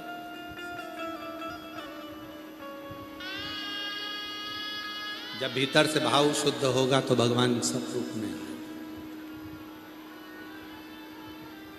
सभी रूप में। ऐसा कोई रूप नहीं है जिस रूप में भगवान ना आए, हर रूप में परमात्मा।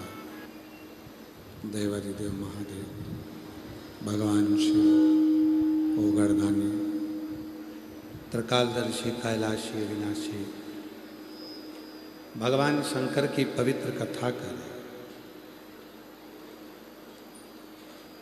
विष्णुदास इतने भोले थे, लोगों की सेवा में काम में लगे रहते थे, मंदिर जाने का समय निश्चित नहीं करते। इसलिए जहाँ भी जाते वहीं एक कंकर को उठाकर उसी पर जल चढ़ाकर उसको शिव।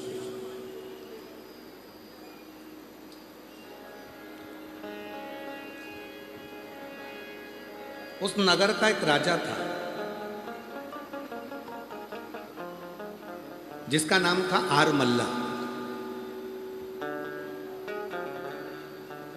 बड़ा विशाल उसने शिवजी का एक मंदिर बनवाया। आरमल्ला को मालूम पड़ा पूरे नगर के लोग मंदिर में दर्शन करने आते हैं, जल चढ़ाने आते हैं, पर विष्णुदास नहीं आते।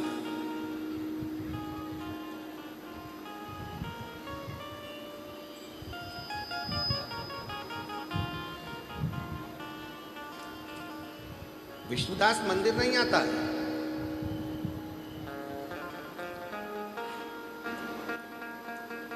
एक दिन आरमल्ला को मालूम पड़ा तो उसने विष्णुदास को बुलाया। हमने इतना बड़ा मंदिर बनवाया, तुम जल चढ़ाने नहीं आते? कंकर उठाते हो, पत्थर उठाते हो और उस पर जल चढ़ा देते हो। विष्णुदास ने हाथ जोड़कर कहा, महाराज जी, मैं इतनी काम में लगा रहता हूं कि समय पर मंदिर नहीं पहुंच पाता, और पहुंचता हूं तो मंदिर का दरवाजा बंद हो जाता है, कभी मंदिर का दरवाजा खुला नहीं मिलता, इसलिए मैं मंदिर नहीं जाता। मैं तो कंकर उठाकर उसी को शंकर मानकर उसी की पूजा करता।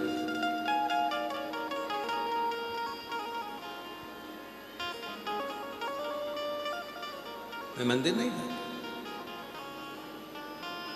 आरमल्ला को गुस्सा आ गया, करोड़ों रुपए खर्च करे इतना बड़ा मंदिर बनवाया और तू मंदिर में जल चढ़ाने नहीं जाता। आरमल्ला ने कहा, अगर कल तूने मंदिर जाना चालू नहीं करा तो सोच ले।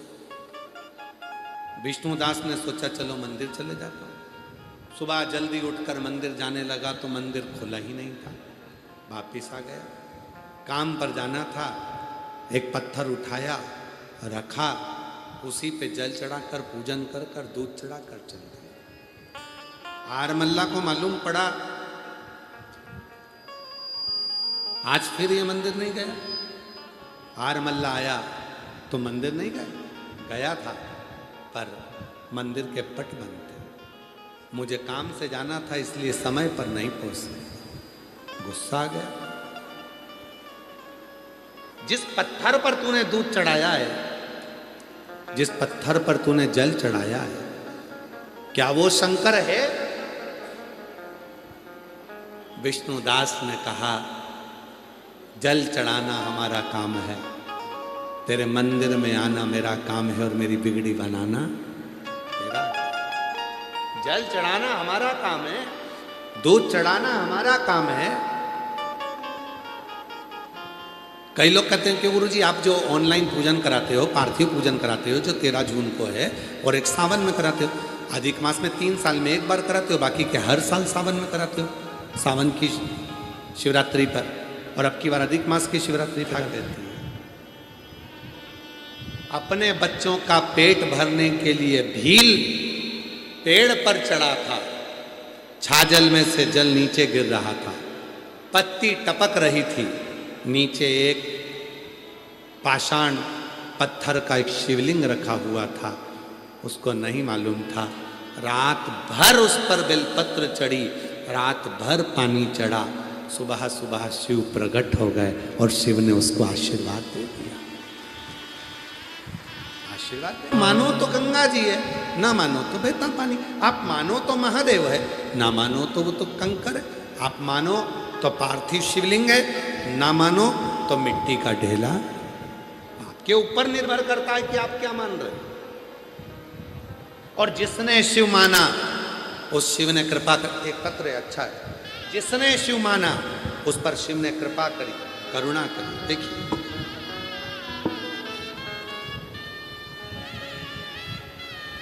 मेरा नाम सुरेखा मारुति माने है, कहीं बैठी हो सुरेखा आप ही हैं? बेटा आया है के साथ में, आ जा लिया। मेरा नाम सुरेखा मारुति माने है, मैं कर्नाटक के कलबुर्गी जिले की रहने वाली हूँ। मेरे गुरुजी मेरे पोते वीर को 18 अप्रैल 2022 को ब्लड कैंसर हो गया। मेरे पोते वीर को 2022 में 18 अप्रैल को मालूम पड़ा कि इसको ब्लड कैंसर है। पता चलते ही पूरा दिमाग खराब हो गया, मन काम करना बंद कर दिया, पूरा घर अस्त व्यस्त हो गया। हमको लगा कि एक जगह और पता करते हैं, फिर जांच कराई सोलापुर में, वहाँ भी मालूम पड़ा कि इसको ब्लड कैंसर। बार बार चेकअप करवाया गया तो भी डॉक्टर ने ब्लड कैंसर ही बताया। डॉक्टरों ने कहा कि इसका जो ब्लड कैंसर है वो शरीर में फैल चुका, ज़्यादा समय नहीं। बोला 2022 में कुछ महीने दिए गए। तब मेरी छोटी बहन ने मुझे मुंबई के टाटा का अस्पताल का नाम बताया, हमने वहाँ पर भी ट्रीटमेंट करवाई, पर वहाँ भी कुछ ही समय दिया। तब किसी एक बहन जी ने कहा, सीहोर वाला बाबा कहता है कि शंकर पे चढ़ा हुआ जल यदि बच्चे को दें, पिलाएं, शरीर पर लगाएं तो उसका असर करता है। हमारा विश्वास नहीं था क्योंकि हमारे घर में शंकर का शिवलिंग नहीं था। हमारे घर में शंकर का शिवलिंग नहीं था, हम लोग मंदिर नहीं जाते थे।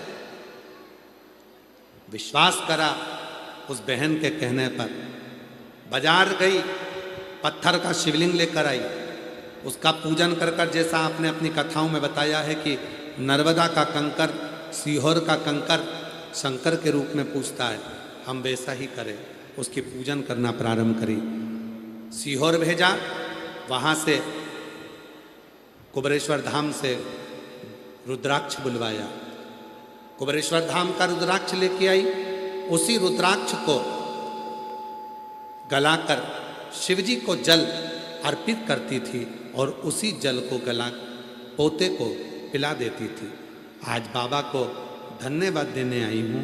डॉक्टर ने तो कुछ महीने दिए थे, पर जब से रुद्राक्ष का जल, शिवजी पे चढ़ा हुआ जल अपने पोते को दे रही हूँ, आज बाबा की कृपा से 2022 से आज 2026 आ गया और बाबा की कृपा से मेरा पोता ठीक है, स्कूल भी जाता है, पढ़ाई भी करता है और बाबा की कृपा से फर्स्ट रैंक लेकर आता है।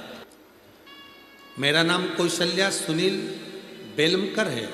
मैं ग्राम गुजोटी, तहसील उमरगा, जिला धाराशिव की रहने वाली हूँ। कहीं बैठे हों तो हाथ हिला सकते हैं, आ सकते हैं।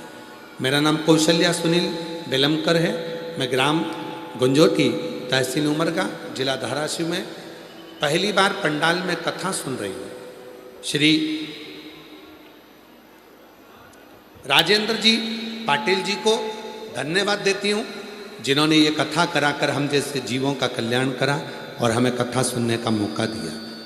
गुरुदेव, मेरे पति सुनील जी प्राध्यापक हैं। उन्हें 2025 में बड़ी आंत में कैंसर हुआ, तब उनकी ट्रीटमेंट कैंसर के हॉस्पिटल में शुरू किया। डॉक्टर ने कहा कि उनका ऑपरेशन करना पड़ेगा।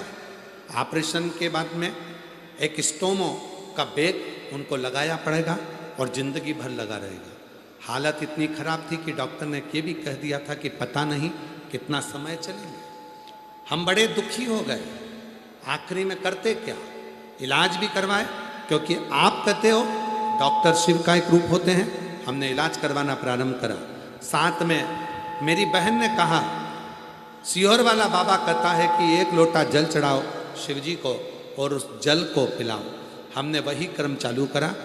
सीहोर में गए, वहाँ से हम रुद्राक्ष लेकर आए, वो भी देने लगे, और आज बाबा की कृपा से ऑपरेशन करने की जरूरत नहीं पड़ी और मेरे पति का कैंसर धीरे धीरे ठीक हो गया। हम बाबा को यहाँ धन्यवाद देने के लिए आए हैं। बिना सर्जरी के आज मेरा पति ठीक है। शिव तत्व किसको कहते, शिव की उपासना किसको कहते, शिव भक्ति किसको कहते।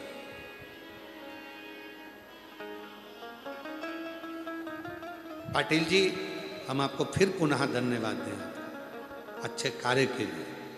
यहाँ कई मेरी जीजियाँ ऐसी हैं जिनके पास इतना धन नहीं था जो दूर जाकर कथा सुन सके, पर आपने ये दुधनाल में कथा कराकर कई मेरी बहनों के चेहरे पर प्रसन्नता लाई। किसी ने आपके लिए पत्र लिखा है, अच्छा है।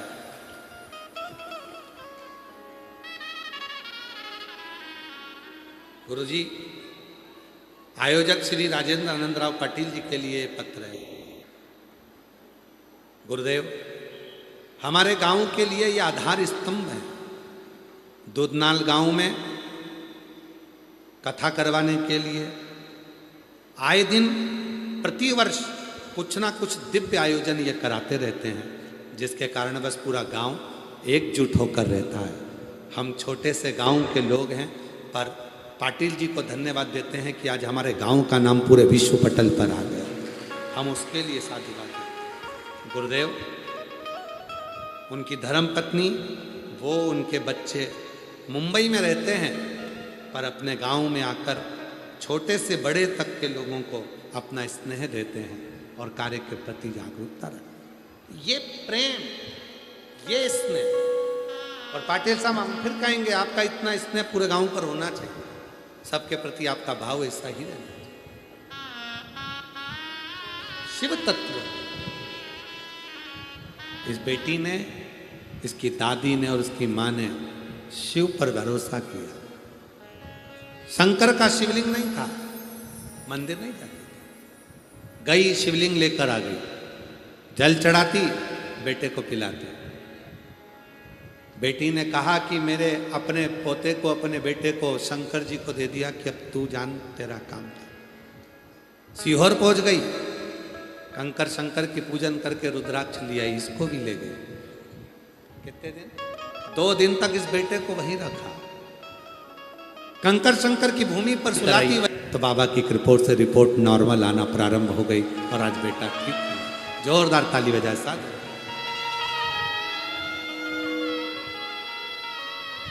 दूधनाल की जीजियों,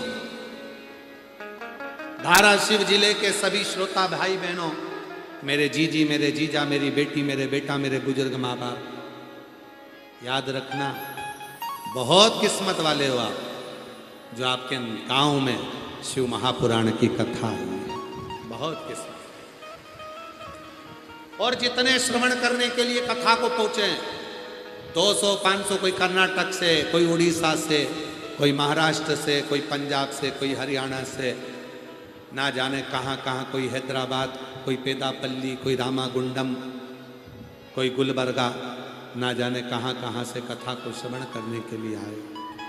विश्वास रखना, भोले बाबा तुमको खाली नहीं भेजेगा, तुम्हारी झोली में कुछ ना कुछ देकर जरूर भेजेगा।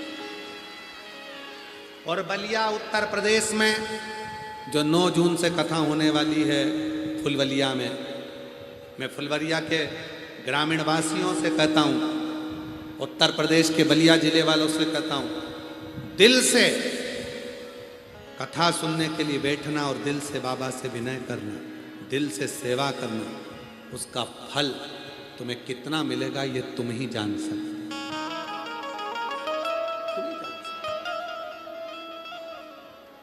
विष्णुदास से आर मल्ला ने कह दिया, तूने फिर पत्थर उठाकर उस पर जल चढ़ाया, मंदिर नहीं गया। आ गया। आया, जिस पत्थर पर तूने जल चढ़ाया, क्या इस पत्थर में शिवलिंग है? विष्णुदास ने कहा, ये तो दिल की बात है, मानो तो गंगा मां हूं। मैं मानता हूं कि ये शिव है। आरमल्ला ने कहा, मैं नहीं मानता कि ये शिव है। अब भी की अब भी इस शिवलिंग को उठाकर खोदता हूं, बाहर देखता हूं। पत्थर को खोदने में देरी नहीं करी। आरमल्ला ने मजदूर बुलाए, पत्थर को खोदने लगा। वो पत्थर और नीचे जाता गया, और नीचे जाता गया। आखिरी में उस खुदाई में उस पत्थर की जगह शिवलिंग प्रकट हो गया, जो तारकेश्वर महादेव के रूप में विख्यात है। पश्चिम बंगाल में आज भी तारकेश्वर महादेव के रूप में वो प्राचीन शिवलिंग विराजमान है, जिसको किसी ने स्थापित नहीं करा, केवल विश्वास ने स्थापित करा। विष्णुदास के विश्वास, विष्णुदास के विश्वास ने उसको स्थापित किया। आपका कितना विश्वास है शिव पर? हमने पहले भी कथा में कहा, भीड़ बढ़ाने के लिए कथा में मत जाना। तुम्हारी भीड़ बढ़ती है, हमें टेंशन बढ़ता है। इतने सारे आते हो, गर्मी का समय है, धूप में बैठना होता है, तो तुम लोग भीड़ बढ़ाने के लिए मत जाओ। सीहोर वाला बाबा की कथा में अगर आओ, कुबरेश्वर धाम की कथा में अगर आओ, भीड़ बढ़ाने के लिए नहीं।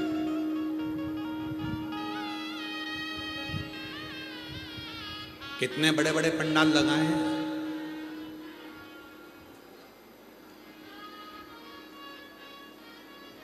कितना 3 लाख स्क्वायर फीट है, 3 लाख से भी ज्यादा है। 3 लाख स्क्वायर फीट से भी ज्यादा ये बड़े बड़े एक एक पंडाल। अंदाजा लगाइएगा जरा, अगर कैमरे वाले केज भी करें तो लंबा केज भी नहीं हो सकता, इतने लंबे लंबे पंडाल हैं। अगर इन सारे पंडालों को एक लाइन में खड़ा कर दो तो 1.5-2 किलोमीटर तक चलेगा, पैदल ही पैदल। कथा सुनने वाले इतने समझदार होते हैं, जो इधर से आते इधर ही बैठ जाते हैं, हिलना भी पसंद नहीं करते। क्यों? इतना घूमकर उधर जाएंगे तो इससे तो अच्छा यही है, क्योंकि इतना लंबा जाने के लिए तो कम से कम सोचो कि बहुत लंबा, ऐसा लगता है पंडरीनाथ की वारकरी की, पंडरीनाथ जी की वारी चल रही है। और एक निवेदन और करते हैं आपसे, आषाढ़ी एकादशी जब आए,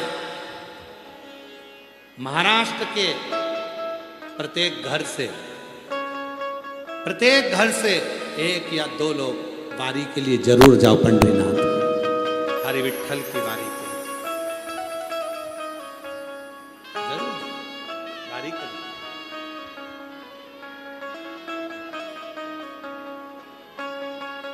और जब जब मेरे महाराष्ट्र की भूमि पर छत्रपति वीर शिवाजी महाराज के लिए खड़े रहने की जब बारी आए, तो छत्रपति वीर शिवाजी के लिए एक पांव पर पूरा महाराष्ट्र खड़ा है। पूरा मेरे हरि विठ्ठल की वारी करते हुए शिव नाम जपते, हरि विठ्ठल का नाम जपते जपते करो, उसमें संकोच ना करिए। लाखों भक्त, भीड़ बढ़ाने नहीं, भाव बढ़ाने। विष्णुदास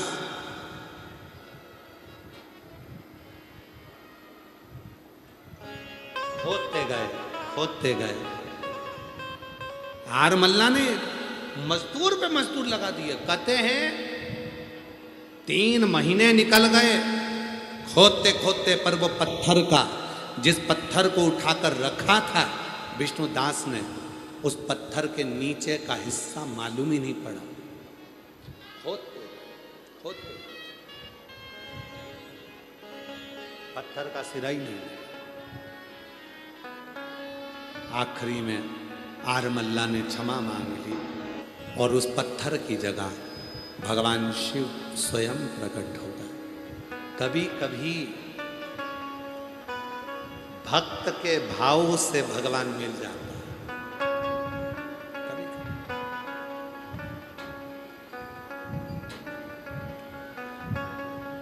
भक्त के भाव से। क्यों कहते हैं कि कभी मौका मिल जाए और कोई शिव भक्त आपकी जिंदगी में मिल जाए, कोई शिव भक्त, आपके पड़ोसन भी शंकर की भक्त है, आपके पड़ोसी भी शिव के भक्त हैं, आपके रिश्तेदार शिव के भक्त हैं, कोई आपका शंकर का भक्त आपकी जिंदगी में मिल जाए, कभी मौका लगे तो उसके साथ भी जाकर शिव की आराधना साधना, एक लोटा जल समर्पित कर उसकी संगत का रंग उसका सुख और कितना असर पड़ता है। विदल और उत्पल दो असुर थे। पार्वती जी की सुंदरता देखकर मोहित हो गए। मना नहीं है, मोहित होइए, पर गलत भाव ना रखिए, गलत विचार ना रखिए, गलत सोच ना रखिए।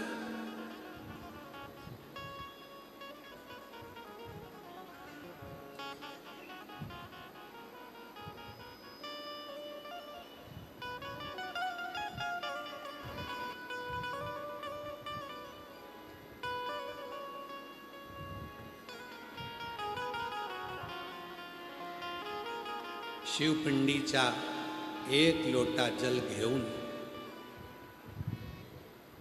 जीवन चांगला आहे।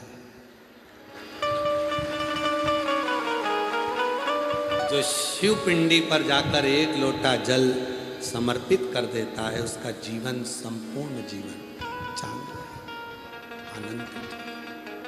शिव और शिव पर करा भरोसा, आरमल्ला थक गया, तब उसमें से शिवलिंग प्रकट हुआ। वो विष्णु दास के सामने तारकेश्वर महादेव थे। डॉक्टर की खाओ, साथ में कुंदकेश्वर महादेव का नाम लेकर खाओ, दवाई असर करना प्रारंभ कर देगी और वो दवाई आपके शरीर को रोग से मुक्त। कोई विपदा में फंस गए, परेशानी में फंस गए, तो कुंदकेश्वर महादेव का नाम लेकर एक बेलपत्री शिव को चढ़ाकर उसी बेलपत्र को लेकर अपने घर आ जाओ। बाबा 15 दिन के अंदर उस चिंता से मुक्त करना प्रारंभ कर देगा। क्या नाम लेना है? कुंदकेश्वर महादेव। नाम बोलो। हाँ, कुंदकेश्वर। आप लोगों ने तो अच्छा हुआ नाम बोला कुंदकेश्वर महादेव का। एक बार हमने बोला नाम बोलो तो लोगों ने अपना अपना नाम बोल दिया। कुंदकेश्वर महादेव भगवान शिव का वो नाम जो हमें ऊर्जा देता है, बल देता है, रोग से मुक्ति देता है। एक मंदिर में तो थोड़ा सा ताला लगा था, दूसरे मंदिर में भी ताला लगा था, पर जिसमें मेरा देव अधिदेव महादेव बैठा था वहां हर कोई अंदर जा रहा था, एक लोटा जल चढ़ा रहा था, बड़े प्रेम से शंकर के इतने बड़े शिवलिंग को छू रहा था और आ रहा।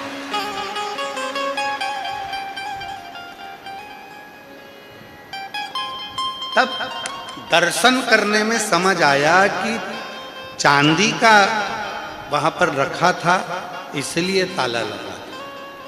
तो मेरे भोलेनाथ इसलिए तुमसे कहते हैं कि कथा में आना तो चांदी और सोना लेकर मत आना।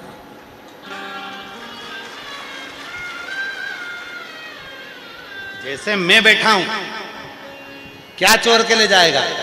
ले जा भस्म, बेलपत्री, पानी, फूल, धतूरा, क्या लेकर जाएगा? अड़भंग बैठा है। मेरे भगवान विष्णु के बैकुंठ में 7 दरवाजे हैं, ब्रह्मलोक में 9 दरवाजे हैं, इंद्रलोक में 22 दरवाजे हैं, अन्य अन्य लोकों में इतने इतने दरवाजे हैं। केवल एक मेरे देव अधिदेव महादेव का कैलाश ऐसा है जिसमें कोई दरवाजा नहीं है। अलमस्त होकर बैठा, अलमस्त। किसी ने पूछा तुम दरवाजे नहीं लगवाते? हुआ एक बार लक्ष्मी जी ने भी भगवान विष्णु के सामने जिद पकड़ ली, मैं तुम्हारे साथ घूमने जाऊंगी। भगवान बोले इतनी जिद क्यों कर रही है? मैं रोज देखती हूँ शाम का समय होता है, प्रदोष काल होता है और शंकर भगवान अपनी पार्वती को घुमाने ले जाते हैं, तुम मेरे को आज तक कहीं लेकर नहीं गए, मुझे लेकर चलो। ऐसा होता है, संगत देखकर रंगत बदल जाती है। कई बाबा रोज जाते तुम मुझे भी जाना है। अब लक्ष्मी जी ने भगवान विष्णु से कहा कि तुम मुझे घुमाने लेके चलो। भगवान विष्णु कहने लगे चल हो जा तैयार। लक्ष्मी जी तैयार होने गई, तैयार होकर दरवाजा बंद करा, खिड़की बंद करी, फिर दरवाजा बंद करा, फिर खिड़की बंद करी, फिर दरवाजा बंद करा, फिर खिड़की बंद करी, फिर दरवाजा बंद करा, फिर खिड़की बंद करी। सब दूर से बंद कर कर लक्ष्मी जी जब आई तो रात हो गई। इतने में भगवान के सामने आकर, इतना अंधेरा, इस अंधेरे में घूमने जाएंगे? भगवान बोले तू ही लेट आई। लक्ष्मी जी ने भगवान विष्णु से कहा प्रभु ये बताओ कि मुझे दरवाजे बंद करने में इतनी देरी हो गई और शंकर भगवान तो रोज रोज पार्वती को घुमाने ले जाते हैं, उनके यहाँ दरवाजे बंद नहीं करते क्या? इतने में भोलेनाथ जी की बात आई तो चोर चुरा के ले जाए तो? भगवान नारायण ने कहा चुराने की भी दम चाहिए। पहली बात तो अंदर कुछ होए तो ले जाए। सारी समस्या का हल, अरे जम के तो बोलो, एक लोटा जल शिव जी के पास मिलेगा क्या? ज्यादा से ज्यादा एक लोटा, बस बेलपत्र, और क्या ले? बाबा तो कुछ तो लेकर। तो भगवान नारायण ने कहा उनको भय नहीं है, जब दोनों घूमने जाते हैं तो अपने गले का से नाग उतार कर दरवाजे पे छोड़ जाते हैं। किसके बाप में दम है अंदर आ जाए, किसके पिता में बल है आओ अंदर। दरवाजे पे बैठा है वासुकी नाग, कौन अंदर जाएगा? महाराज कौन भीतर जाए? अब अंदर जाए भी तो जाए कौन, भीतर जाए भी तो जाए कौन? शिव का है, दरवाजा नहीं है उसके यहाँ, उसके यहाँ दरवाजा है। वो दरवाजा रखता ही नहीं है। क्यों? जो घर का बुजुर्ग होता है, घर का जो बड़ा होता है, घर का जो बड़ा होता है उसका दरवाजा हमेशा खुला हुआ होता है। कब बड़ी बहू को, छोटी बहू को, पोते को, पोती को, नाती को, पंती को कब जरूरत पड़ जाए, इसलिए घर का दादा दादी, घर का नाना नानी, घर का बुजुर्ग व्यक्ति अपने दरवाजे को बंद कर कर नहीं सोता, दरवाजा खोल कर सोता है कब बच्चों को जरूरत पड़ जाए। उसी तरह मेरा देव अधिदेव महादेव है, वो दरवाजा खोल कर रखता है कि तुम्हें जब मेरी जरूरत पड़े तब आई।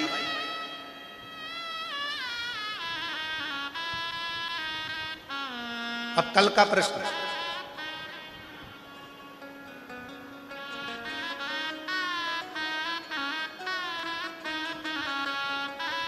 कल एक प्रश्न किया था, एक कोई बहन ने लिखकर भेजा है सीहोर, वहां से प्रश्न आया है।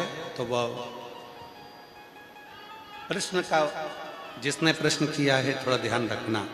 उसने प्रश्न किया कि सीहोर वाले गुरुजी कहते हैं कि प्रदोष काल में शिव जी की आराधना करना चाहिए, प्रदोष काल में भगवान शंकर के मंदिर जाना चाहिए, प्रदोष काल में शिव जी के मंत्र का जप करना चाहिए, बन सके तो प्रदोष के दिन प्रदोष काल में शंकर के मंदिर जरूर जाना चाहिए। ये प्रदोष काल का इतना महत्व क्यों है?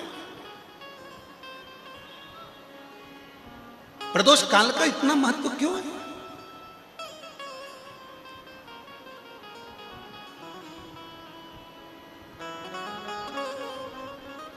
देखो, हम तो कहते हैं कि तुम रोज मंदिर जाओ, है रोज प्रतिदिन जब तुम मंदिर में जल चढ़ाने जाओगे, और रोज का नियम है शिव महापुराण में, स्कंद पुराण में, लिंग पुराण में, नर्मदा पुराण में, कुर्म पुराण में, मत्स्य पुराण में वर्णन आता है कि प्रतिदिन भगवान शंकर अपनी पार्वती के साथ में मंदिर से निकलकर भ्रमण को जाते हैं। जो मंदिर हमारे नजदीक में होता है उस मंदिर में से निकलकर भगवान शंकर रोज अपनी पार्वती के साथ भ्रमण को निकलते हैं। अब तुम्हारा इधर से आना हो रहा है, उधर से उनका आना हो रहा है,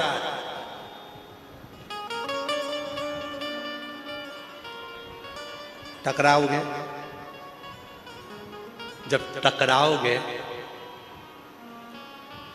तुम पैदल पैदल वो नंदी पर जैसे टकराओगे, छोटी गाड़ी की तो कभी गलती रहती नहीं है, गलती तो बड़ी गाड़ी की है ना।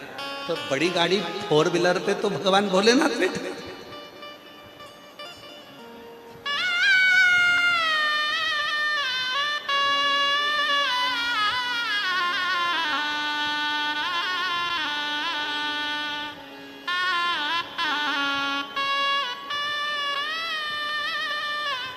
कभी तो टकराओगे, कभी तो आमना सामना होगा।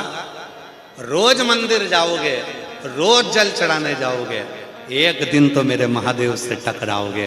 जब टकराओगे उसी दिन तुम्हारा कल्याण हो जाएगा। जब टकराओ कल्याण, मिलन हो बहुता। रोज मंदिर जाओ, प्रतिदिन कभी तो टकराएगा, कभी तो सामने आएगा। तुम्हारे नजदीक में जब शिव पुराण की कथा हो, 100 kilometre, 150 kilometre, 50 kilometre, 500 kilometre, 300 kilometre कथा सुनने जरूर जा। कभी तो टकराएगा। जिस दिन वो मिल गया उस दिन कुछ नहीं करेगा। जब टकराव होगा तो निश्चित है एक बार तो देखेगा और उसके देखने में ही हमारा कल्याण हो जाएगा। ये जो गाना है ना, ये गीत सबसे ज्यादा फिट होता है नंदी और भोलेनाथ पर। नंदी बिल्कुल सामने बैठे बैठे बिल्कुल, आ बैठ मेरे पास तुझे देखता। नंदी केवल देख रहा है, नंदी मुख से कुछ नहीं कह रहा है, एक शब्द नहीं बोला नंदी। स्वयं इंद्र की कथा कहती है, नंदी बैठकर तप साधना कर रहे थे, इंद्र का निकलना हुआ, नंदी को देखा, हंस दिए, नंदी को हटाना चाहा, बस केवल नंदी शिव को देख रहा है। और याद रखना, जो भोलेनाथ का दर्शन करता रहता है, जो शिव से आस लगाकर बैठा रहता है, उसको, उस व्यक्ति को जो शिव से आस लगाकर बैठा है, उस पर कितना भी आक्षेप लगाओ, कितनी भी उंगली, तुम्हें कोई शब्द नहीं कहना है, तुम्हें एक शब्द भी नहीं बोलना है, तुम्हें तो केवल बैठकर उसका दीदार करना है। उसका एक कथा आती है, बड़ी बड़ी सुंदर कथा है।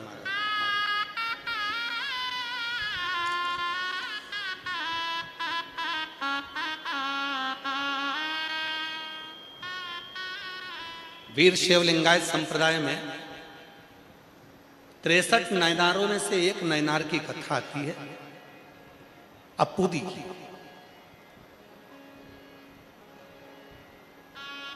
अप्पूदी अड़िगल की कथा।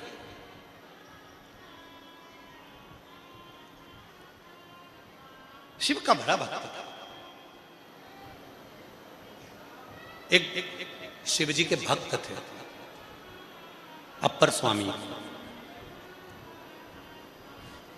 अप्पूदी अड़िगल अप्पर स्वामी को बहुत मानता था। अप्पर स्वामी केवल शिव शिव शिव शिव, उनके गले में भी शिव है, उनके मस्तक पर भी शिव है, रुद्राक्ष की माला है, कानों में भी रुद्राक्ष है, हाथों में भी रुद्राक्ष है। केवल शिव, केवल शिव, केवल शिव, केवल शिव।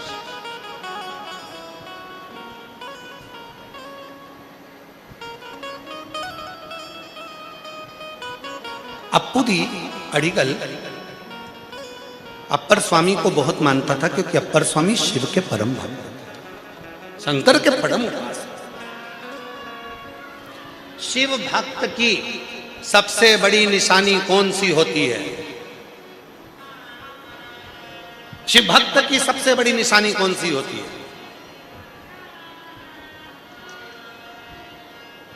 जल्दी उत्तर दो। हे दुधनाल वालों, उमरगा वालों, उत्तर दो। शिव भक्त की सबसे बड़ी निशानी कौन सी होती है? शिव भक्त की सबसे बड़ी निशानी होती है, दुनिया के लोग चाहे गाली दें, दुनिया के लोग चाहे अपशब्द कहें, दुनिया के लोग चाहे ताने दें, दुनिया के लोग चाहे कोसें, दुनिया के लोग चाहे श्राप दें, दुनिया के लोग चाहे बद्दुआ दें, उसके बाद भी वो अपने मुख से उसके लिए कभी गलत ना बोले, उसके भीतर शीतलता शांति हो, वो भगवान शिव का परम भक्त कहलाए। शिव भक्त की निशानी है नहीं बोलना, जवाब देना ही नहीं। पति के साथ घूमने जाओ, धर्म पत्नियों से निवेदन है पति के साथ घूमने जाओ, और मान लो पति के साथ घूमते घूमते घूमते घूमते बीच में कोई साइकिल वाला टकरा गया तुम्हारी साइकिल से, गिर गई तुम झगड़ा करोगी कि पति झगड़ा करेगा? उत्तर तो दो। जिसको अपने पति पर भरोसा नहीं है तो वो खुद करेगी। रुक जा, अभी तक बताती हूं, रुक जा। तूने मुझे समझ के रखा है? दूधनाल की रहने वाली हूं, तेरे को छोड़ूंगी? धाराशिव जिले से हूं, लातूर से हूं, गुलबर्गा से हूं, बिदर से हूं, तो मुझे जानता क्या? और जिसको अपने पति पर भरोसा है, पति कह भी रहा है तू तो चुप हो जा, मैं बोल दूंगा, तू चुप तो हो, तू तो शांति रह, तू चुप हो जा, मैं बोल रहा हूं ना। तो पत्नी बोलो ना, तो तुम बोलो, बोलो तुम, बोलो बोलो तुम। ए भाई, शिव महापुराण की कथा कहती है अगर उस पर भरोसा है, इंतजार करना, तुम्हें जवाब देने की जरूरत नहीं है, जवाब तुम्हारा पति देगा, जवाब तुम्हारा परमेश्वर देगा, जवाब तुम्हारा पिता देगा। तुम क्यों जवाब देते हो? नहीं देगा।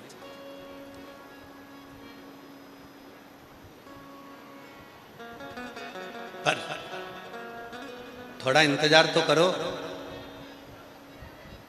भला किसी का कर ना सको तो बुरा किसी का मत करना, और फूल नहीं बन सकते तो कांटे बनकर मत। आप जवाब मत दीजिए।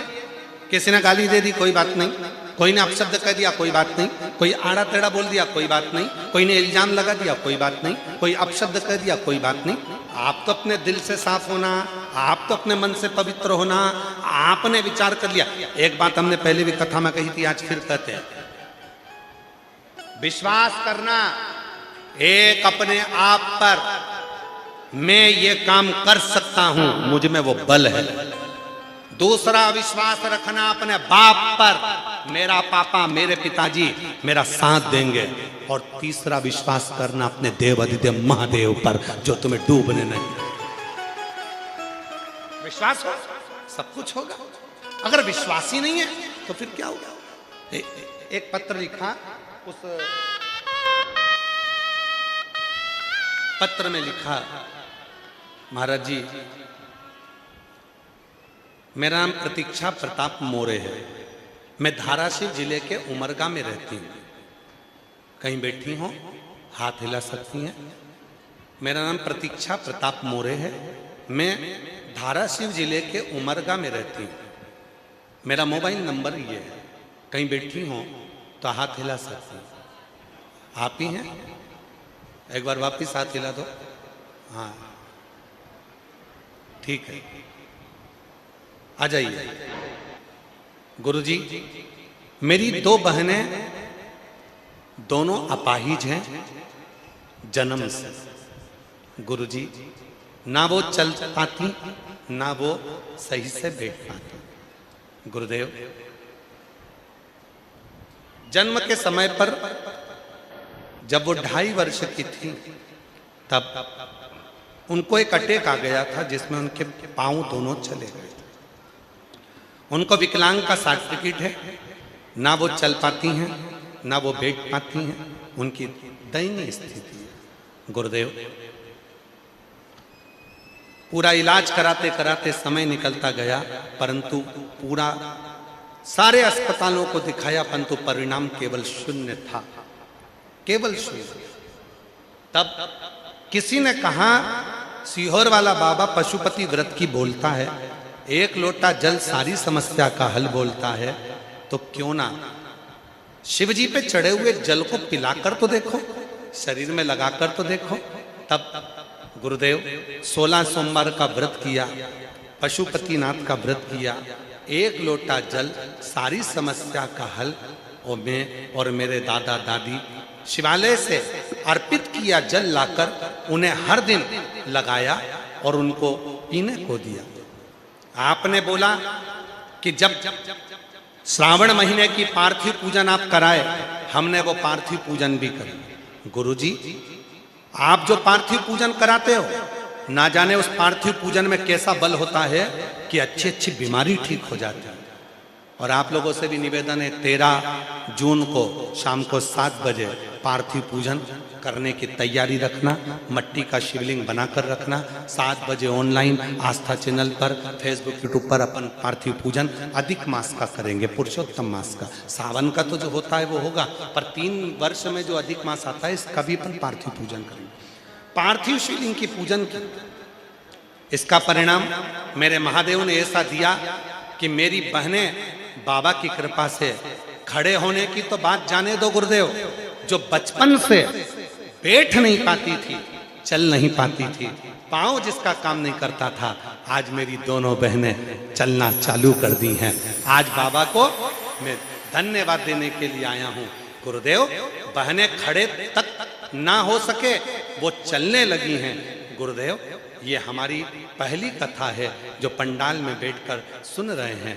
बाबा को हम धन्यवाद देने के लिए आए हैं कि बाबा ने मेरी दोनों बहनों को चला दिया है, मेरी दोनों बहनों को। विश्वास क्या, भरोसा क्या। जी, वो चल नहीं सकती थी, पांव काम नहीं करते थे, उसको विकलांग सर्टिफिकेट मिला हुआ, शरीर का पांव अंग दोनों काम नहीं करे। गुरुदेव, वो पड़ी रहती थी, पांव चलता नहीं था, बैठ नहीं पाती थी। आज शिव की कृपा से सारी समस्या का हल, एक लोटा जल जो शिव पर जल चढ़ाया, वो उसको पिलाया, शरीर में लगाया, आज मेरी बहन चल कर आई है। जोरदार ताली बजाओ दोनों बच्चियों के लिए। लोग कहते हैं शिव पर चढ़ा हुआ जल क्या करता है। लोग कहते हैं सीहोर वाला महाराज कथा करता है तो ये लाखों में भक्त खुद पर विश्वास रखना, एक अपने पिता पर विश्वास रखना, एक अपने देव अधिदेव महादेव पर विश्वास भरोसा।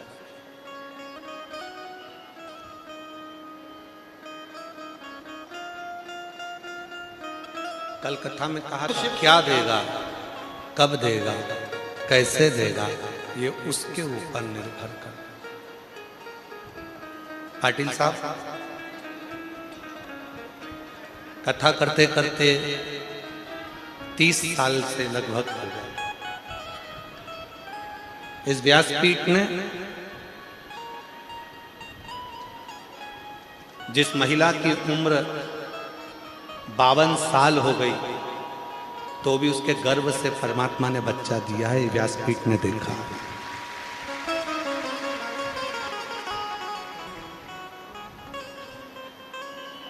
जो कहकर गई थी कि मुझे परीक्षा लेना है और मुझे एक बच्चा नहीं मुझे 3 चाहिए, और मेरे भोलेनाथ ने एक को 3 भी दिए हैं, एक ही गर्भ से।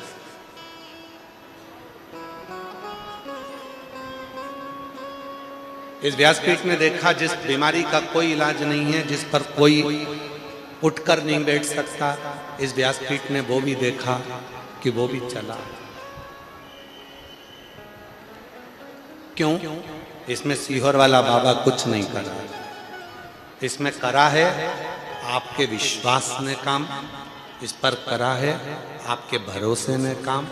आपने जो एक लोटा जल चढ़ाया और शिव महापुराण की कथा सुनने में दिल लगाया, मेरे बाबा ने तुमको निहाल कर दिया। निहाल, जो मन तुमने लगाया है कथा, जो चित्त तुमने लगाया है कथा, मेरे बाबा ने तुमको निहाल। और आज दुधनाल गांव की इस पवित्र भूमि पर जितने कथा सुनने के लिए आप दुधनाल आए हो, धाराशिव जिले के इस उमरगा तहसील के अंतर्गत दुधनाल गांव में कथा को श्रवण कर रहे हो लाखों की संख्या में। पंडालों में जगह नहीं है, लोग पंडालों